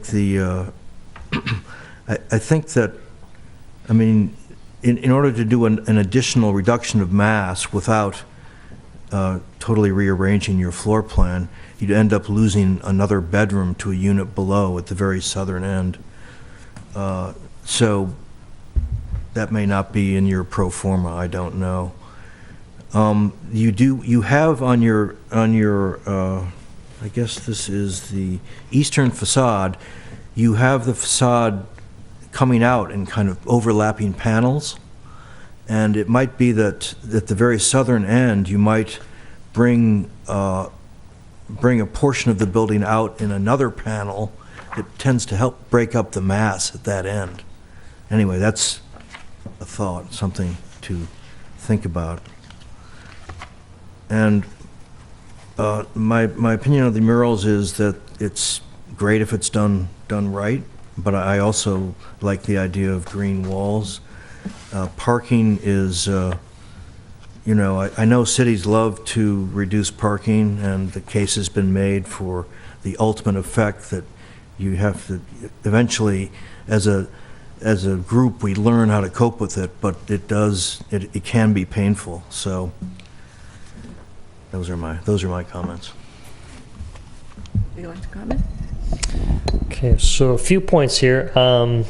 Start by highlighting just overall the artistic stab this applicant took for this development. I think it's a great first crack. I think you heard a lot of comments, which I won't belabor in terms of some of the specifics of how it could be improved in the second go around, but I really laud the applicant's attempt to take an artistic stab at this and not take a cookie cutter approach. Especially given that this is a neglected part of town, it'd be great to just bring something interesting, to just change the tenor of that piece of property. So while there's a lot of improvements that are going to be made, I really just want to further encourage the developer to keep that tenor and keep that artistic quality in mind. Secondly, wholeheartedly agree with my colleague, Commissioner Keller, about reinforcing the walkability of the area, especially given that there's so many restaurants and ground floor retail that's sprouting up, especially along Adeline. Adeline is becoming kind of a pseudo restaurant row for a humble little city. And I think making that walkability to reinforce, to have the people and the eyes on the street, which will have great social effects as well, I think that should be very much encouraged. And I know that's in tension with fewer parking spaces that are available, but I'm uncomfortable forcing the issue to happen with this development. I think it's got to be a more comprehensive approach than that. And I really do think, in my mind, I know there's disagreement on this dais about this, is I don't think there's enough parking spaces there. And I think where that's coming from is, while I acknowledge that we want to encourage more walkability in this city, we also want to respect, I also want to respect the people who are already there, our neighbors and our residents who are already there. So, I think it's easy to talk about folks who we want to attract and want to come, but I'm a little bit uncomfortable with saying people of a certain age don't drive anymore, because I think that overlooks folks of different ability, different diversity, families who would just need a car to get around. If you've ever tried to take public transportation with 2 kids in tow, go to a grocery store, ride AC Transit, it's not really realistic for some families. So I know there's some tension here on the dais, but I think in terms of how do we creatively work out parking that meets the folks who are going to live there, but also respects the quality of life for the residents and neighbors that we have in that vicinity, I think is what we'd like to shoot for. I'll just end with this. Just want to reinforce the point of my other colleagues on the dais saying, just looking at the big picture here, we need this kind of development there, because that's exactly how it's going to combat some of the detrimental things that already exist, such as the crime that's already there, things that we want to clean up. So in order for that to happen, we need to bring residents there. We need to bring a development in order to make that happen. Any comments? Sure. I also have several comments. Overall, I did want to say that the project as envisioned is a great start in terms of understanding what could go there and what sort of mix and what kind of building would go there. I think there is an overall need for affordable units, and I know that hasn't been spoken about a lot. And so the idea of providing additional housing in a market that really needs that housing is a great goal. I think I want to echo a lot of the comments that have already been said in terms of as we, as a developing city, look to maintain walkability. This is a pretty intense intersection, The ability to have a good quality sidewalk, the ability to be able to cross the roads is part of the transportation reality of not having cars. And so that has to be kind of equally weighted as having a good walking environment, even given that the context is not suited to that. But anything that you can do to help that in terms of the sidewalk width, in terms of the crossings, I think is an excellent part of development of this project.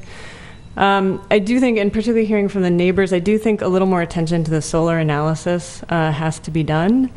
And I've seen this a couple times, is that for you only need a 3x3 matrix, but we really do need an analysis of the solar study.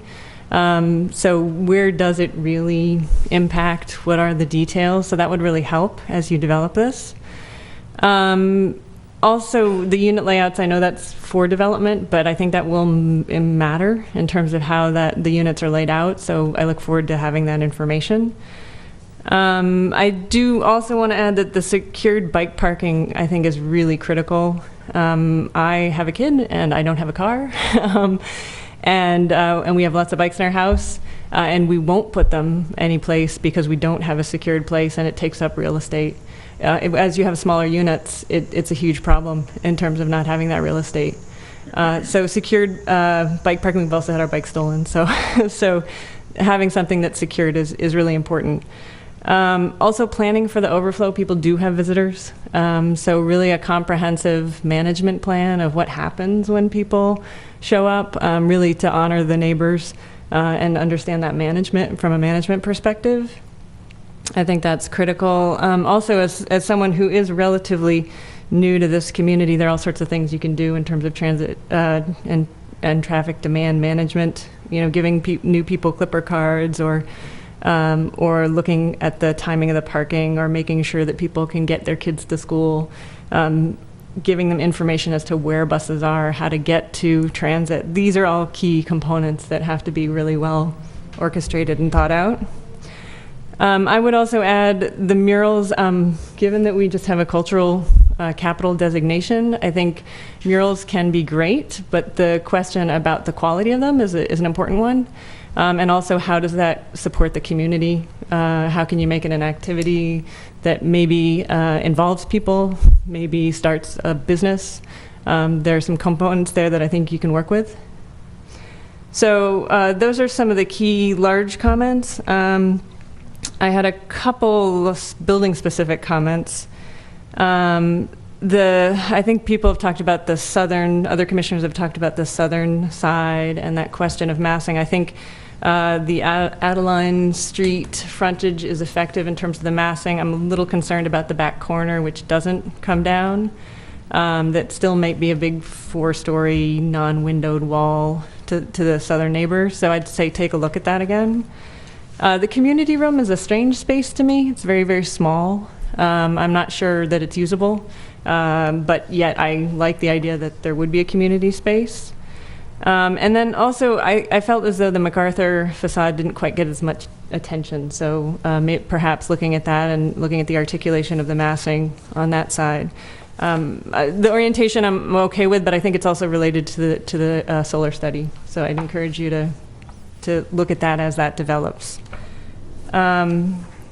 And then the only thing I wanted to do was to say one thing about the batten idea. I too think that it's a really interesting take. I like the way that sort of level of articulation. I also am concerned about construction quality, maintenance. Love to understand how that would really work.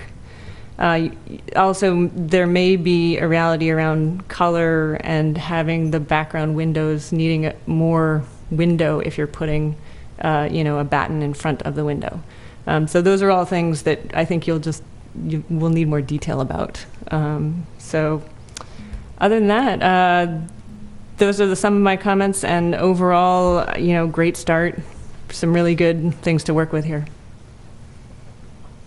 Thank you. I agree with a lot of the comments of other commissioners. I think that real attention needs to be given to stepping back the massing a little bit rather than overhanging and increasing the massing around the building from the floor plate up to the next levels, because it really does impact the surrounding properties to have things moving closer as they get higher.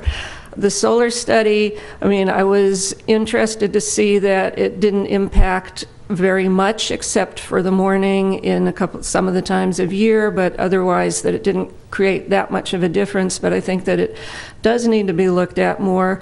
And I also really appreciate the comments about what it does to the neighbor's skyline. So having at least a look at it stepping back at the higher levels so it doesn't cut up so much of the sky. I mean, I'm addressing that every day with the buildings of the transit center going up and the parking lot that's going up. My sky gets smaller and smaller all the time, and I understand that as an issue. The live work spaces at the bottom, I'm just wondering whether those could be looked at a little bit more as some kind of alternative uses, and whether it's for secured bicycle parking, for whether it's for an enlarged community area, or whether it's working out some way to put some additional parking in there. I think it would be really a good thing to look at that ground floor and how it's working. I have a real problem. I think we have a conflict between trying to get family-friendly housing with 3-bedroom units and saying, and you don't have any place to park your car. I think it's a real problem, and it's an increasing problem in the neighborhood. So I have a real difficult time, and I know that it's been done to the regulations that we have, but it's like taking the minimum amount of parking and cutting it in half just does not seem realistic to me. Those are my main concerns. I think that Commissioner Banta's comments about looking at the batten away from the windows or having some alternative to that, because I think that there will be maintenance issues, and it also does make it look sort of hemmed in and sort of, I have real concerns about what it looks like from the inside if you're trying to look out your windows and you have these boards marching along the front of your windows. I think that the treatment of the balconies on the front corner are interesting. And maybe the solar study and looking at the property from different angles so that we understand the massing and what it does to the property at the west would be a really a useful thing to have the next time we see that. So that was, as far as the murals go, I can see them being used in a limited way. I don't think that it makes sense to put them on the southern wall, because they are something that neighbors are going to be looking out their window at all the time. Also, I think that if those small houses transitioned, you'd have a mural against a big wall on the other side anyway. I appreciated Ms. Sowell's comments about bonus points being done with greening of the building. I think that looking at more greening, energy efficiency, solar features would be a good thing as well. So that's my comments at this time. In terms of amenities that might be added, we need to see if we're having family-friendly places. We need to see some kind of flexible play space for kids that we would hope would be living there. Does anyone have any? Chair Donaldson? Yeah. If I could just make one comment with regard to this, the last comment you just made concerning the bonus points and the community benefits. The way our code is written currently, in order to receive community benefits, they would have to choose from among the 6 categories that are listed, plus the flexible community benefit. Unfortunately, the addition of greening the building or solar panels or whatever is not currently on the list. The only energy efficient measure that is on the list is zero net energy, and that means the entire building has to have be designed for zero net energy. They could propose what's called a flexible community benefit, which would cover solar panels and other things like that, since the flexible community benefit covers anything that's not on the list. However, that would trigger City Council approval of the project. So that's just to clarify what our code says now. Thank you. Okay. Yeah. I just have one more comment I've forgotten to mention. I'd also just like to see more details when you come back on the trash collection and the storage of that. That's a real pet peeve of mine, is I don't want to see those things hanging out on the street for people to go picking through while they're waiting for pickup and et cetera. And it looks like a fairly small enclosure. That means that the things have to be drug out to the sidewalk, and I don't know if the trash collecting company does that, or if the residents have to bring, not the resident, but the property manager has to do it. So just need to see more details addressing the trash collection. Okay. Thank you very much. Can I ask some clarifying questions? Sure. Thank you, Commissioners. My name is Ali Kashani. My partner, Joe Blum's here. I appreciate all your thoughtful comments regarding parking and battens and bulk. The staff has asked you specifically to comment on 3, and you have done pretty well on all. But one of the questions they have asked is, we have proposed to pay for your small business fund to meet the other 50 points. And that actually ties into amenities and community benefits. We would appreciate if you could share with us your thoughts about how to do that. I just heard Commissioner Donaldson mention something about amenities for families. I commend you for your zoning ordinance that tries to create usable space for families in projects. I've built those before. I'm very familiar with them. This site is really too small to meet all of that. So we're challenged by the physical constraints of this site.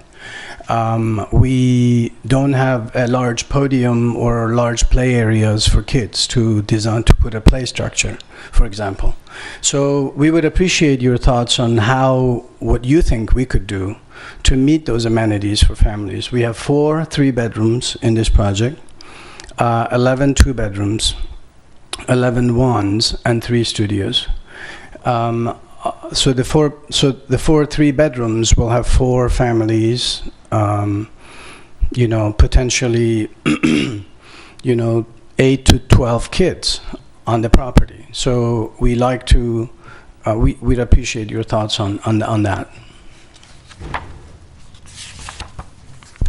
Do you have thoughts on that? Sure. I think this is true of most small sites, is that space is at a real premium and a constraint. And I would say in an urban condition, it is important to think about where the nearest park is. Right. And how you get there. Because, I certainly have those same issues having a child in the city. We do select places that are near parks where we choose to live, or places where I can hop on a bus and get to a park or walk within a couple miles. So I think that's an element that you can add in your package, as you can begin to look at the region, talk about the mechanics of how someone would get to one. That I think is the starting point. And then I think I would welcome other people's comments about in terms of what could be done on site as well, because usually a super tiny space that isn't usable isn't that useful.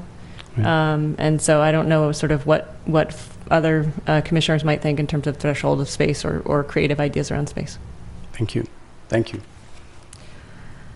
I think that there are a lot of alternatives to a traditional play structure that are just more, that's why I said flexible play space. There are things that can be designed sort of creatively that kids can use their imagination and find ways to use movable things and things that don't have to be built into the space itself. So providing space that's flexible enough that it could be used in various ways by kids of different ages is important.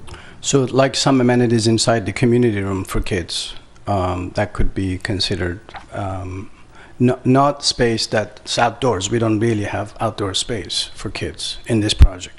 Well, you've got your roof deck, which is pretty ample in size. And the only issue with that, of course, is parents getting worried about their kids climbing over the railing. Right. So you'd have to design that to prevent against that. But you also, if you design it in a way where it's easy for the parents to lounge around while their kids are playing, maybe have some way where they can, recharge their phones or computers or whatever. And then, of course, you're going to want to put a platform and a little faucet in so for the older kids can drop water balloons on the pedestrians below. Yeah, you build landscaping before the wall so they can't get to it. Right. Right. If I may ask one more question, we all have heard this inherent tension between the paradigm shift that's happening with, our lifestyles are changing from car ridership to other alternative modes of transportation. And we know that. And in this project, the 15 spaces, it's not like we're not providing any parking. We have 15 spaces for 4 families. So the families will have parking spaces. But as the staff has mentioned, a transportation demand management study needs to be done, or we go and get this project as green rated. And one of the projects we did is we offered, for a parking reduction, we offered residents free bus passes, Clipper cards, as you mentioned.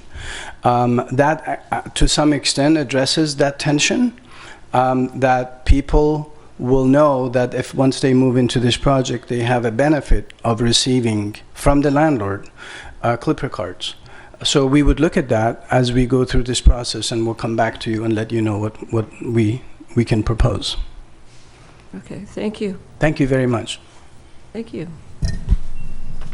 Okay, our next agenda study session item is the Doyle Street Muse. Thank you very much. Could we take a 5-minute break? Yes, we'll take a 5-minute break. We'll come back at 8:34. 8:33.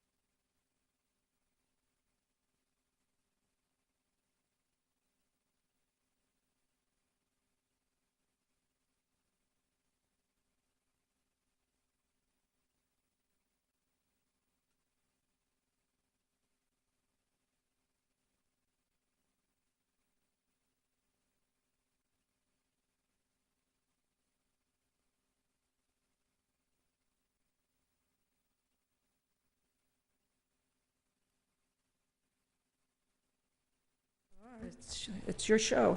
Well, thank you. Good evening, commissioners. So I'll be presenting tonight on Doyle Street Muse over on Doyle Street. So here's the location we're talking about. 59th Street is to the north, Powell Street's to the south. So project overview, this is to demolish 4 existing legal units and 2 legal units. Because it includes the demolition of residential units, this requires city council approval. And the proposal is to replace it with 6 new units, all of which have 3 bedrooms. So for background, this originally came to Planning Commission for a study session back in April of 2016. At that time, there were questions about the feasibility of obtaining 50 bonus points, which are needed for this project through the use of zero net energy on the site. There were also concerns raised about existing trees to the north and east sides of the property, and general unit and project design feedback was provided. It came back again to the Planning Commission in August of 2016, and at this point, the applicant revised their proposal in response to concerns about net zero not being feasible. So the proposal at that time was for 50 bonus points for family-friendly unit design, as well as 50 bonus points supporting citywide small business funds. The Planning Commission supported those concepts or that proposal rather, and there were concerns still about potential impacts to the redwood tree, which is on the north side across the property line, and also additional unit and project design feedback. This also went to City Council for a study session in November 2016. They were generally supportive of the project. The issues they raised as concerns were design and materials at that time, preservation of the redwood tree again, and the council deferred back to Planning Commission for advice and direction on those issues. So here we are again today. There is a new architect on the project, Barron Studios. They also have a presentation for you this evening. Materials, building design, and articulation have all changed. I do have a new materials board.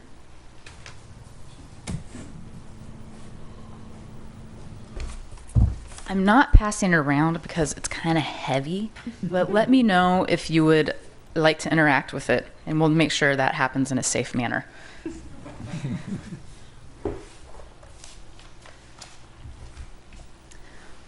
All right, so in addition, unit design has been changed significantly. Previously, stairs along the front unit were located between the windows and the living spaces. That's been flipped. There's also more family-friendly design details, and a pier-on-grade foundation for Unit 3, which is a northern building, easternmost unit, has been designed in response to the concerns about the redwood tree. Also, landscaping and open spaces have been revised, and additional information has been provided on those spaces. So here's some existing photos of the site. And here's the proposed development. So here's a site plan zoomed in a little bit. I lost my cursor. There we go. And something that came up before was the design of trash enclosures, and those are located at the very front of the property. The applicant has been working with Marcy Greenhunt and Public Works to make sure that they're adequately sized and located so that they can be picked up properly from waste management. And here's the plan that they submitted.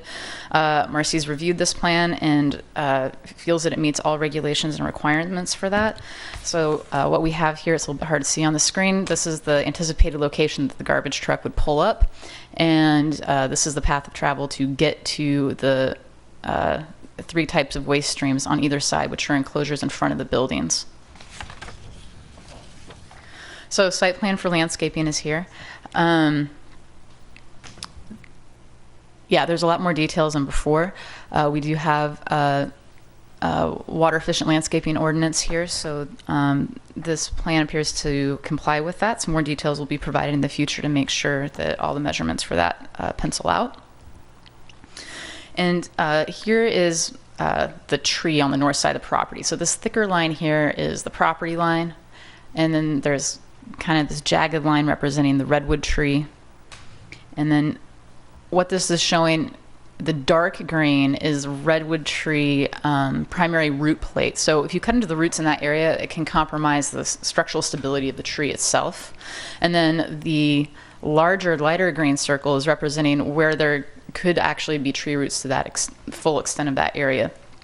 most of that area is paved over right now, so it's not known for sure exactly where they are, but this is, there was an arborist report attached, included in your report here that discussed this, and the arborist came to the last study session for Planning Commission as well to discuss the details of this. So as you can see, the northeastern unit here, the outline of it overlaps with that redwood tree zone. So that now has a pier on grade foundation, so that's raised up, it's not level with the ground, and there's some more flexibility in where you can actually put the supports that way to avoid the tree roots. So here's rendering from the west facade from Doyle Street. We're just going to go around the building right now. This is the back side. This would be facing the neighbors to the rear. This is the north facade, so there'd be the redwood tree over to the left here on the side of the property, of the neighbor's property, rather. The south facade here. And then here, there's a driveway in the middle, if you haven't noticed that already. And this would be the north building. If you're like in the south building looking across, this is what you would see. And then if flip from that, if you're facing south, if you were in the north building looking across the driveway. And here we are facing north again. So where my cursor is, these are where the trash enclosures are, and entryways here to the unit, the front unit. If you were to walk into the property now, going into that center driveway, you're looking back at the rear of the property here, and this is the northern building, and the southern building is on the right side of this image. This would be unit 1, so this is the frontmost unit. You're in the driveway right now, but looking at the unit 1. And this would be looking out in the background here would be Doyle Street, and this is unit 3, I believe. Is that correct? Is that unit 3? 4. My apologies. I got that backwards, so that's mislabeled. I apologize. And here's the common space that's proposed in the rear. So where this green is, that would actually be looking across Doyle Street there. There's the common driveway, and then back there's common open space. And this would be the north building here. So the unit design of the first floor has been revised, as I mentioned earlier. There's parking for the first 2 units, and then back here, unit 3, this is the pier on grade, so there's actually a few steps up into that building. The stairwell has been relocated. Instead of being directly at the front of these units along Doyle Street, you now enter towards the back of the unit. When you go upstairs to the second unit, there's open space for each unit on this floor is in the form of a deck, and the stairwells are not between the windows in the front and the living spaces. And on the third floor of all the units is where you have bedrooms, and the rear unit steps back in response to both Planning Commission and neighbor concerns about having too much bulk at the rear of the property, having it step down towards the rear of the property. So for zoning, this is in the mixed-use residential zone. So because it's a site of less than 1 acre, a mix of uses is not required. It's also in the North Hollis overlay, so this doesn't modify any permitted uses in any way. For zoning, they're going over the base for, proposed to go over the base for floor area ratio as well as residential density. So this requires the full 100 bonus points. There's no bonus for height. They're at 30 feet, which is the maximum in this area. For parking, their permitted parking range is 5 to 8 spaces. They're proposing 6, 1 for each unit. And for bicycle parking, they're required to have a minimum of 7 spaces. They're showing areas for designated within each unit. For bike parking, we just need some more details on that to verify the feasibility of it, but it's looking good. And they also have the shared guest parking at the back of the property, so there will be exceeding the bicycle parking requirement. For setbacks in the MUR zone, there's no side or front setbacks required, and there's a 10-foot rear setback required because it abuts the RM zone. They exceed that by about an additional 10 feet. And the North Hollis overlay, you're required to have 15 feet of landscaping and sidewalk from the face of the curb to the building face, and I believe it's about 19 feet, so that's exceeded as well. For open space, this application is well over that. 40 square feet of private open space per unit. There's multiple decks and private open spaces on the ground floor as well for each unit. And the common open space is well over a cumulative 120 square feet. For landscaping, there's a minimum requirement of 10% of site area, which would be approximately 1,000 square feet. The applicant proposes over 2,000 square feet of landscaping. For street trees and utility wires, there's currently no street trees, so staff is recommending that there's a requirement for street trees at every 25 feet interval, that there's 3.5 foot of planting strip to accommodate root growth, and also to underground all the utilities at this site. So this would help provide some continuity across the street. There's very well-established street trees, so it would help match that. For the community benefit options, I mentioned this earlier, the applicant is now moving forward with additional family-friendly units, which would be 100% in this case, and contributing to the small business fund. So this slide describes the family-friendly unit situation. So there's a requirement for 50% of units to be family-friendly and have 2 or more bedrooms. But that doesn't apply to developments with fewer than 10 units. So their maximum of 50 bonus points, 5 points for each additional 5% of the units. For having 50% of the units being family-friendly, they would get that. And then the applicant proposes all units be family-friendly, earning the maximum 50 bonus points, and also to have all units be 3 bedrooms. So required findings for this project, there's findings for development bonuses in the MUR zone. For demolition of residential units, there's required findings to replace all of those units. And there's also required findings for design review. This went to DCC, their Development Coordinating Committee meeting in July, and staff comments at that time were, as we mentioned, new curb, gutter, sidewalk, street trees, underground utilities. Following up with the arborist, just to make sure, it mentions in the arborist report that branches would need to be trimmed to accommodate the 30-foot height of the proposed building, but it doesn't say if that would impact the tree or not, so just to clarify that with the arborist. The redesign of the units to be more family-friendly and relocating the stairwells is very much appreciated. But the trade-off for that was reducing the visual interest on the ground floor. So staff was hoping that they could provide some revisions to that. Staff also suggested possibly considering adding EV charging stations, and that more details are needed for things such as where the mailboxes will be, addressing these sorts of things, that day-to-day practicalities that need to be addressed. So issues for you to consider tonight are the design. Does the commission have any feedback regarding the design of the overall project, landscaping, or unit design? There are significant changes from the previous proposal. Findings, does the commission feel that they would be able to make the required findings for design review, a conditional use permit, and bonus points to approve this project? And in general, does the commission feel the applicant has adequately addressed the concerns expressed and responded to the feedback provided at previous planning commission and city council study sessions? The next steps for this project, because it does involve the demolition of residential units, would be to go to a city council study session, a planning commission, come back to planning commission for recommendation, and then go back to city council for approval. So the applicants also have a presentation for you this evening. Any questions for staff? Are there any inhabitants in the illegal units that need to be demolished? I don't believe so at this time. I don't know if the architect knows.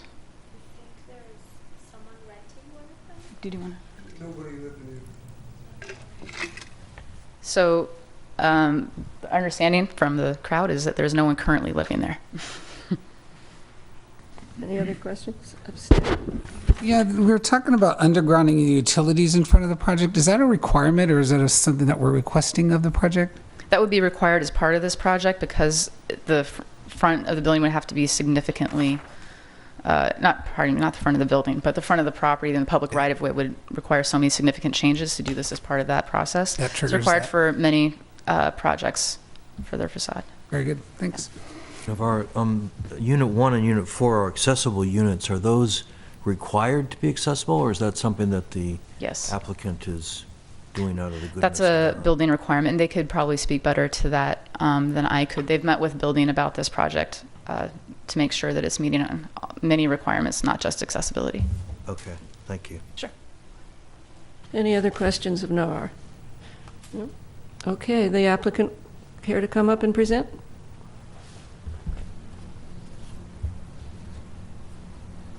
On this slide. There's also one more slide after that. Yeah, I can start there. Wherever you like. I mean, mostly should come. Yeah, I would just use this. Those will get me back and forth.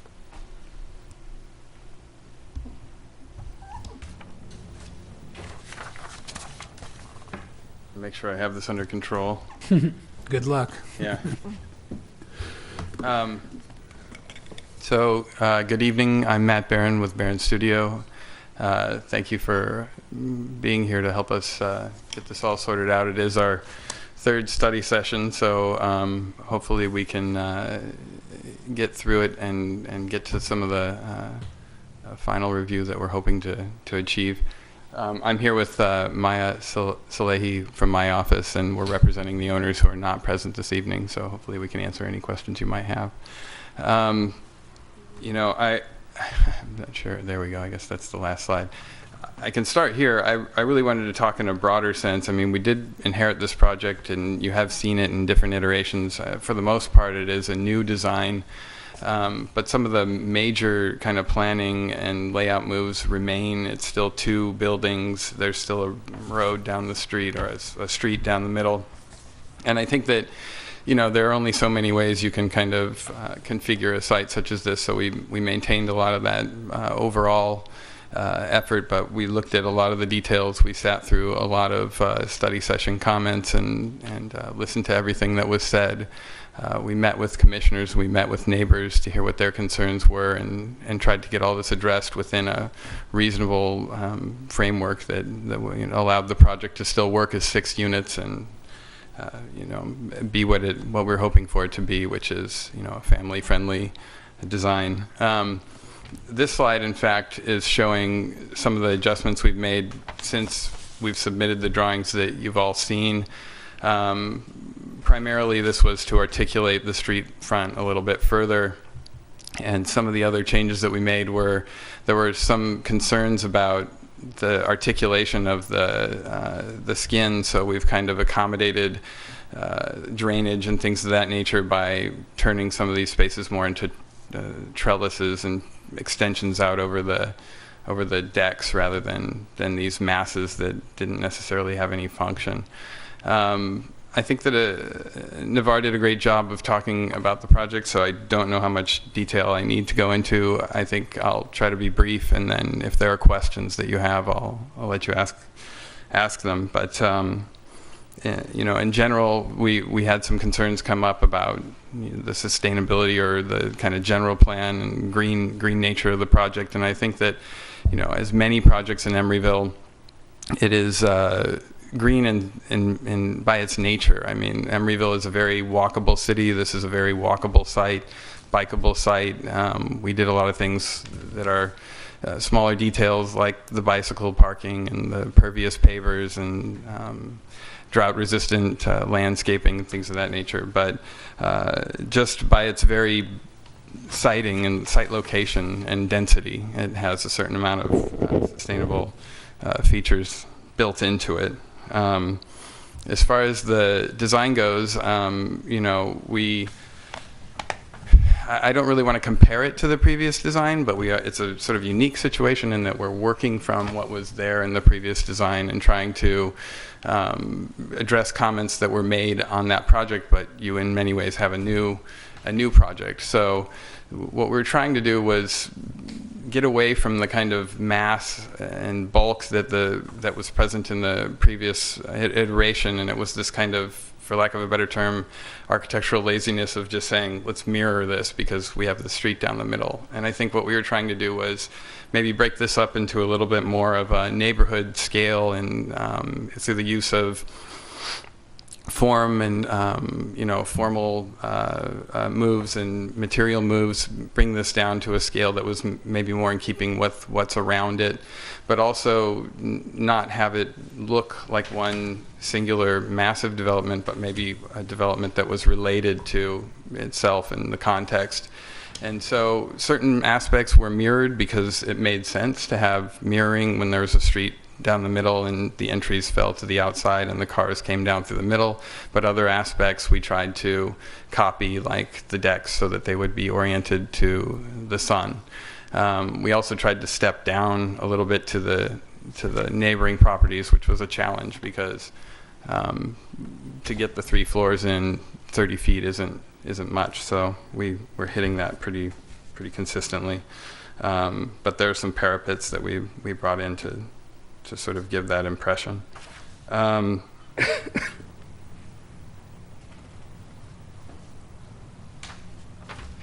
The other thing is that we did adjust some of the plans as was discussed, and oops, I'm going the wrong way, sorry.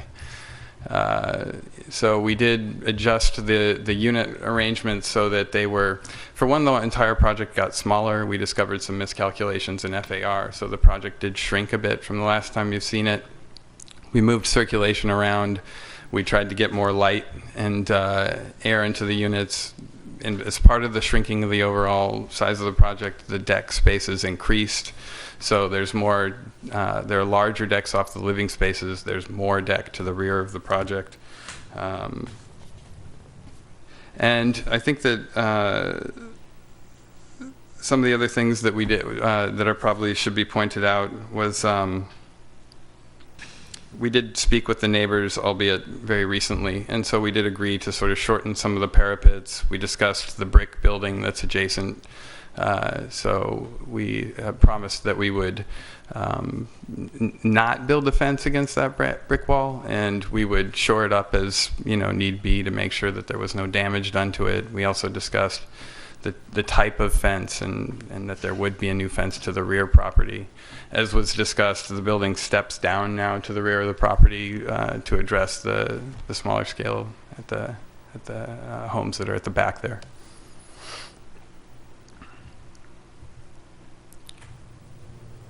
And I think that's about it, so I'll open it up if you have questions. Anyone have any questions of the applicant? No? Okay. Nobody? I do. Okay. Okay. So, Matt, got a couple of questions for you. Unit 1 and Unit 4, there are adaptable units, right? Yes. And so, does that mean that all the door swing clearances have to be conforming to wheelchair criteria? Yes. So, do you see some variances with what those clearances might be required in those units on the ground floor?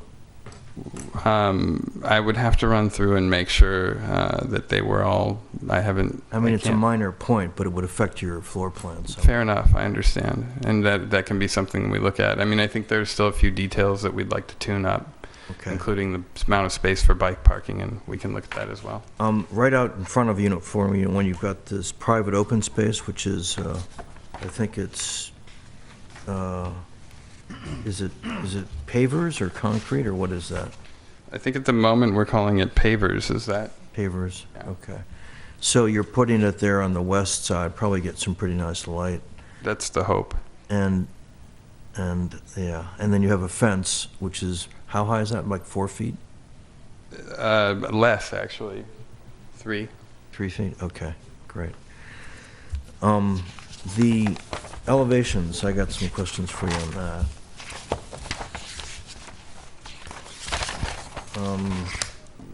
Sheet A 3.0.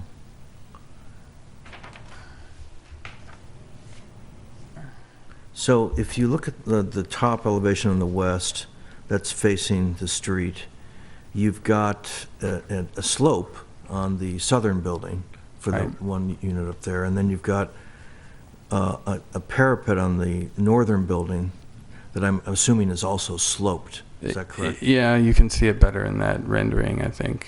But and are you having those as parapet walls in order to maintain some kind of minimum or maximum roof height as opposed to having sloped roofs, or that was just? I would, the original drawings were sloped roofs, and that was the hope. But because of what the thought was originally was to do a master bedroom that was taller, and then step down to a lower ceiling on those other bedrooms. But given the constraints, particularly, we didn't talk much about it, but the rear units have the one corner rear unit, 3, I believe, has a different floor to ceiling height because we're cutting out 18 inches because of the roots of the trees.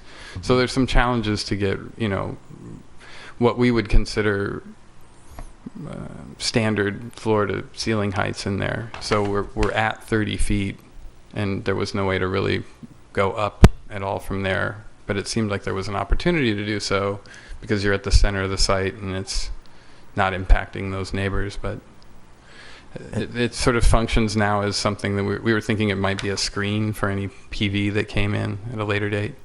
Right.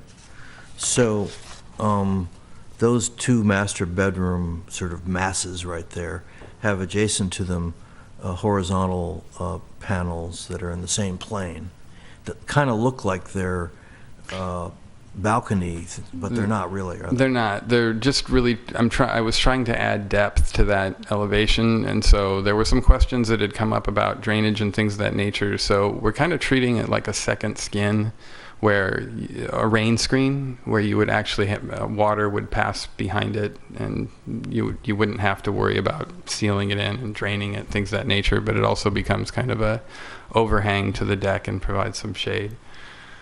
On sheet A 3.1, you show the interior street or interior driveway elevations, I think. Is that right? Yes. Right. So let's see, on drawing number 1 north on the left-hand side, you've got the unit, I don't know which unit that is, but the parapet pops up about 3 feet. That's the one we've agreed to lower, if I'm not mistaken. Right, that's the exterior wall facing the neighbors on that drawing 1. Right, and then drawing 2 has a similar pop-up in the unit across. Right. And I think that carries into your... I mean, again, this was more an effort to sort of articulate these elevations so they weren't kind of one thing, but... That's what I figured, that's what I want to understand. Yeah. And then the material that you have, that looks like wood, in the base of the building that kind of wraps around it. Yeah,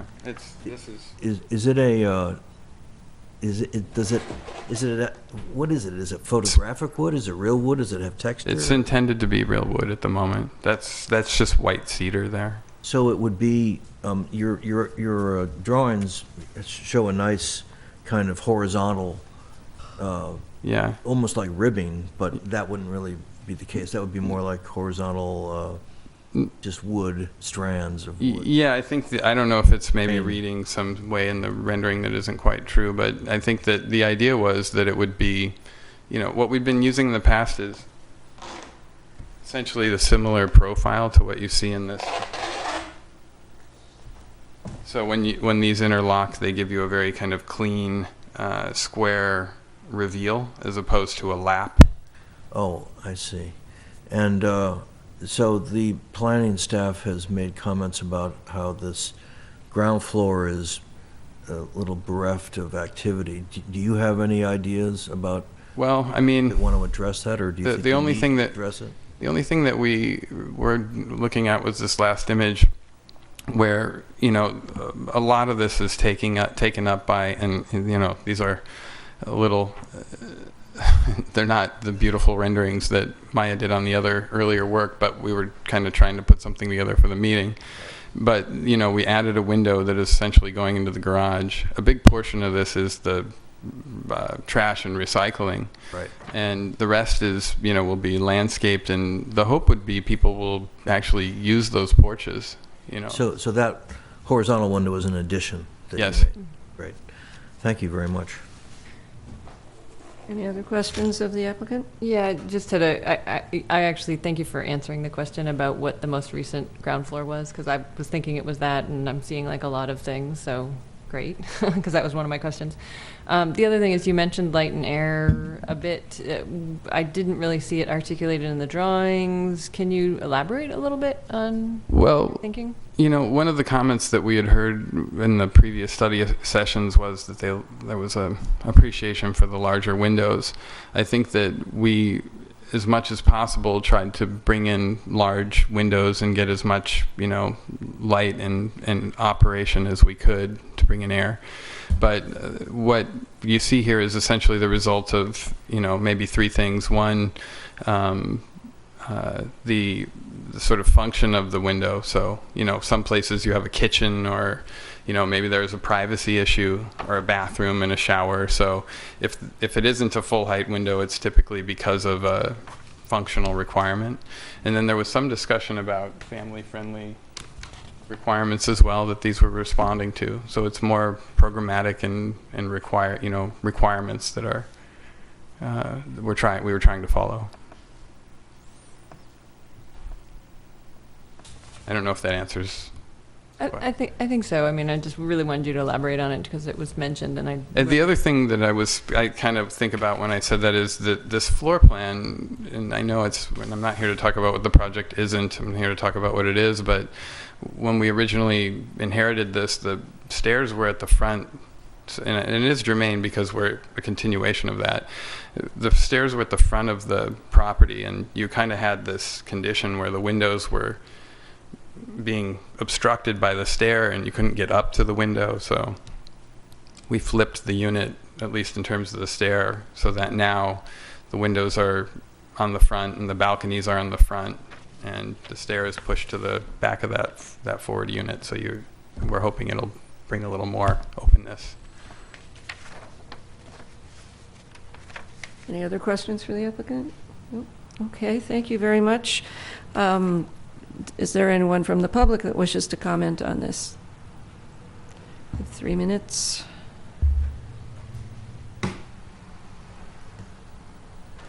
Good evening, Commissioners. I've lived there for 37 years, so pretty familiar with the place. You know, with respect to that tree, I don't think well, first of all, that tree is not on this property. I don't even know how you can regulate it, because if that guy next door decided he wanted to cut it down, there's nothing to stop him from doing that. But that tree is going to grow to twice its size. It's 3 times the size as it was when I first moved there. And you have tons and tons of leaves pouring down from that thing every day. I would say that whole area is going to be in the shade, because that thing's going to go twice the size. I don't know who's going to go out there and trim it. And it's a big problem. That's a real fire hazard. Those pine needles are dry, really dry. And so, I mean, I often thought about getting the guy next door to help pay for moving these leaves, because you got to shovel tons of leaves. If you go in the yard next door, it's nothing but leaves. You just, you know. So I just think it's a fire hazard. It should be looked. All the gutters are always full. You can't have any gutters that have anything, any space in them. So, you know, the wall is cracking back there right now from the tree, so it's going to probably extend over the top. I mean, at some point, it's going to outgrow the area that it's in, because you got 2 trees here right as one. It's just a huge tree. I really think undergrounding the utilities is really stretching for this property. It doesn't, you know, it's just, I mean, that's a big expense. I don't know how that's going to factor into the cost equation, but every property that's renovated has an underground utilities. I mean, and the one on Park on Powell we put in, there were no lights in the street, no street lights. It's dark over there. So that's it. Thanks. Thank you. Any other comments from the public? Okay, seeing no comments. Commissioner comments. Direction to the applicants. Sure, I'll start. Yeah, I think overall, I do want to say that the townhome configuration is a really nice configuration. It does provide an efficiency in terms of the density. The efficiency of the shared driveway is nice. So there are a lot of elements that are really great about this project. You know, I still look at that frontage and it bugs me.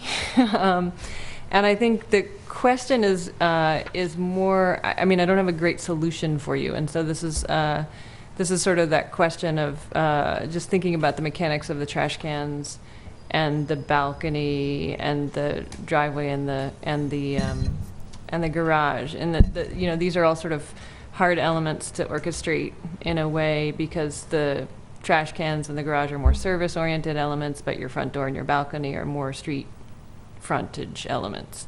And so you're trying to balance these two things. And so the only question I would have is really about the trash cans and whether they can be screened enough or whether they can be desirable enough underneath the balcony so as to not impact the things that are working quite well in terms of the entry and the balcony. So I still have a little concern there about that. I see that you're trying to address it. I'm not sure that it's fully addressed. So I think that was my just sort of some comments on that. The unit sizes are large, you know, and I'm just sort of even looking at the previous project. They're spacious and they are family friendly. They, I think they're going to be expensive and lovely, but so, and I think that's a good thing. But I think for the commission, it's sort of something to think about in terms of housing balance. But I don't think your project can necessarily answer that question. I think I'm gonna I think a comment about bike parking is the same as the previous project, of that question of secured bike parking. My bike was stolen from Park on Powell, so not too far away, and that was like in a locked container area. So I see that you have the bike parking there. I see that I think it's great in terms of having the outdoor space, in terms of having it in the back. That's all great. I know you're going to work on locations in the units. Is that what you said? Sorry. You have to come up to the microphone if you're going to respond. There is secure bike parking inside. Okay. Yeah. It's there on the, let's see. Yeah, you can see it at the entry there on the front units, and in the garage there's kind of a pocket that's carved out. Okay, great. Yep. So what I was, so they have shown the inside secure bike parking area. What they haven't provided yet are the dimensions for those areas. Okay. So they just need to show that it complies with our code requirements for dimensions. But other than that, it is all there. The bike parking in the rear does not meet our dimensional requirements. So that's just going to have to be revised, but there's still room for it. And that's designed to be temporary guest parking. And that's partly why it's screened as well. Okay. That answers some questions too. Thanks. And then, yeah, I mean, I think all of the other elements are looking good, and you've addressed things like the underground utilities, like the streetscaping. So I did want to just say that the massing and the articulation and the materials are quite attractive, and so I appreciate the effort that's gone into that. I'll keep it brief. I think it's great. I think by the time this third study came around, we really nipped and tucked everywhere we could. I'll just say it's everything about it, really, the color scheme, the makeup of it, the subtle incongruency of the two halves. I think it's very sophisticated. It's a great job.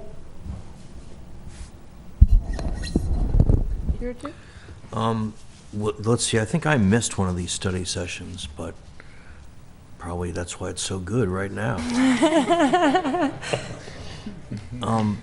But the last edition of this, I remember, was the prior design effort by a different architect, and I think this is really infinitely better. I think the at the back units that where you've stepped back for the neighbors and for getting more air and light back there, I think that's really very nice. I think that the your manipulation of the volumes, really, you've just got tremendous visual activity going on every elevation. I think it's terrific. But I'm wondering, I don't know if you only have if you're only allowed to put so many colors per project on your each project that you do. But I feel like if you have another color in your repertoire, you might consider adding it to this instead of just, the one reason is that you have all this tremendous variation of volumes going on, but the constant blue color up front, it sort of buries that, the different volumes and their positions. Everything looks like it's flattened out, is what I'm trying to say. And I really like the wood. You know, you've done a lot of really nice projects using this kind of wood treatment, so I think that'll be, I think this front street will be very successful. You have the open space for units 1 and 4, I think it is, if I remember, like the front units there on Doyle, right on, facing onto the sidewalk into Doyle. And I don't know if you used to have a garden gate there or not, but you might consider that for those units, just as a way to keep kids or dogs out of those yards, if people want to keep their lawn furniture there and have it there when they come back at the end of the day. I asked you about the sloped parapets, roofs, and I'm not sure, if this is an aesthetic choice on your part, or if you feel that you could, if you could technically put sloped roofs on there, but to me it would seem like a good thing to do for those volumes. And that would be my little opinion. And you have the living spaces for the front units with decks on the second level, and they're recessed, and they have the volumes hanging out over them, so they get nice sunshade from the western sun. But the windows above, they could also profit from some kind of sun shading potentially, if that's in your budget. So those are my comments. I think you've done a really good job. I find myself really drawn to this, the aesthetics of this project. I think that you also, as most of my colleagues said, did a great job with this. I do have some concerns with the roots of the trees. It seems like thinking long term. That would be something that I'm not an arborist, and we've had a study on this, I see, but just thinking more long term, that's a concern that I have in that side of the building. I do appreciate your emphasis on sustainability a lot. And so the idea that this is located on Bicycle Boulevard and you've made some accommodations for that, I appreciate. And I also would like to learn more about the EV charging stations in the parking spots. I think that would be something that people are really drawn to there. And then, of course, thinking long term, that would come in handy for the direction that things are going with vehicles too. So thank you. Alrighty, I'm pretty much on par with my fellow commissioners. I do have to politely disagree with Commissioner Banta. Is the one thing I have been striving for on this commission is to get rid of the tricolored, quad-colored units that we were plagued with for so many years. I really like the balance of colors here. The articulation, I think, is really good. A lot of times, I think, as we discussed, it's used in place of good architecture, but here you guys have used it appropriately and with intent, and I think it looks really good. I like the colors. I don't usually like blue houses, but seeing a lot more buildings today done in really dark, rich colors, and I think the blue here with the white alcoves for the doors, or the white ceilings in the balcony patio areas to reflect that, I think that was really, really well done. The light wood contrast, I think, is just very, very, very well done. So I'm very happy with what you've shown here. I was going to have some pictures brought up, but I think we've all seen them, etc. But I'm looking at kind of the really rendering of the children playing in the motor court. And to me, this, with the balconies that are open with the railings looking out, it's slide A5.4. That one. I just really think this almost evokes a neighborhood plaza or something, that, and with this balcony that is open railed and overlooking that area, it really kind of ties the community together. And I think because there's only 6 units, you're not going to get a lot of cars in and out. So I think this is a true viable play space for kids that is not normally seen in a lot of, like the first project we saw this evening, that parking lot is a parking lot. It's, I can't see kids playing in that. This I could see kids playing in. I could see adults springing out a chair, hanging out here while their kids are there. So I think that's just really a good job. And there's so much glass. I mean, I just really, really appreciate it. As you're looking at the people standing in the second story window, you can really get a sense of how big those windows are. And as a person living in a place with big windows, it's such an asset that if you don't have it, you don't know really what it's like. And I see so many of these complexes like this built with little tiny windows, and it's really kind of sad. And I think it opens up, it makes this feel like a community rather than a cloistered group of houses. And so I think you guys have done really well on that. And Nora, I don't know if you want to go to the next slide on 5A5.5. It shows the front of it. And this is where I think you guys have really done a good job. I can understand about putting the gate on the entry for privacy. I don't know that that's totally necessary. What we're often trying to do is connect the houses to the neighborhoods. But for me, it could go either way.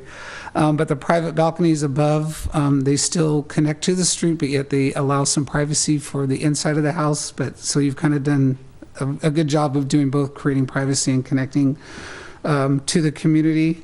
And I went in your drawings or in your floor plans. It's just amazing to me when I think back of the first and second iteration. It was 5.5. It may not be in that slideshow, which is fine. For 5, you were talking about the front of the building, though? Oh yeah, our plan showed as 5.5, so and this it's not that important because I'm. So I just want to make sure I was getting to the front of the building when we were talking about the front of the building. Aha! Thank you. That makes a difference. That makes it. There you go. There it is. Yeah. So and then I'm just amazed at. The kitchens before were so tiny, and it was like really there was like no counter space. It was like an island floating out in nowhere. And what you guys have done, and especially to have a window over the sink, which is so rare anymore these days, and yet it's so desired. And so when I saw that, especially on units 1 and 4, I was like, wow, this is, you guys have done a really great job on taking something that really wasn't working so well in the first iterations and have really, shown us that what a good, competent team could do. So kudos, very good. Well, that explains where the color scheme came from. Yeah, it was that neat. Right. You probably had a lot more interesting colors before you chimed in, didn't you? Yeah, I also think everyone agrees that it's better than what had gone before. I think that part of the comments about the lack of interest in the front could be addressed in part by Commissioner Bantas talking about a small garden gate at the entry that increases the transition between the street and the private space in front of the house, but also some really robust planting. I know that part of the area is going to be paved with pervious pavers so that people can sit there, but having some planting that comes up and gives some kind of shape and form in front of those long windowless places. I'm glad you added the windows to the garages because I think that helps too. It doesn't hurt to have light in your garage. People do things with their garage. We have the parking spaces. I think that we'll be getting at least 1, if not 2, additional street parking spaces. So I know that there had been earlier discussions about what happens with guest parking and all that, but I think that we're coming out ahead on that. What neighbor Bukowski brought up about the litter on the redwood tree, I have a redwood tree that's similar size, and it does drop a whole lot of stuff. So if you have completely flat roofs, I don't know how people are going to address the accumulation up there, and maybe that's something that needs to have a little bit more thought. Other than that, I think that it looks like it's going in the right direction. Yeah. One other comment I did want to make that I forgot. Since the rear units don't have garages, and I don't know what your secure parking situation is going to be inside the house, I was thinking something you could do in those outdoor spaces in the back is provide a bike locker in those 2 spaces if you have difficulty finding it within the unit. but that could be something you could do. Okay. So did we answer the questions that had been put out in front of us? Feedback regarding the design? Do we have the findings for conditional use? Address the concerns? Seems like everyone's feeling that this project's going in the right direction. So, okay. Thank you very much. We look forward to seeing you come back. Good. Soon, I hope. Be another, but you won't see the fourth architect. We hope not. All right. This is the last item on the agenda is commissioner comments. Any commissioner comments? Welcome, Commissioner Guerrero. Yeah. You've all been really welcoming, and so I just wanted to just say that I know I have big shoes to fill, and I'm very excited about this opportunity and looking forward to working with you all. So thank you. All right. Thank you. I do have one comment, and it was brought up by the first study session, and I think it would be useful to at some point really relook a little bit at the parking regulations that create a minimum and then the possibility of slicing the minimum in half, because that 29 units with family-friendly and 15 parking spaces in an area that's congested already seems problematic to me. But if I could just respond to that. Sure. The regulations are somewhat flexible in that they do allow an applicant to apply for a conditional use permit to exceed the maximum parking. Mm-hmm. And the findings are such that that they can justify that amount of parking is actually necessary and that it won't detract from use of other modes and things like that. Those are the findings that the commission has to make. But if you can make a finding that additional parking is necessary and won't detract from use of other modes, you can allow more than the maximum well, they parking. were at the minimum. They could have Right. fit Well, they in can and- certainly go up Yeah. without needing any special approval. Right. And then if they go above that, they would need that use permit. And on that, I feel that if when they come back, if Wait, I'm going to stop you right here. Okay. So this is for commission comments right now, and we're kind of getting into talking about A specific project. Specific project. Okay. Okay. Thank you. Keep us in line. Commissioners in line. Okay. Then I will adjourn the meeting. Thank you very much.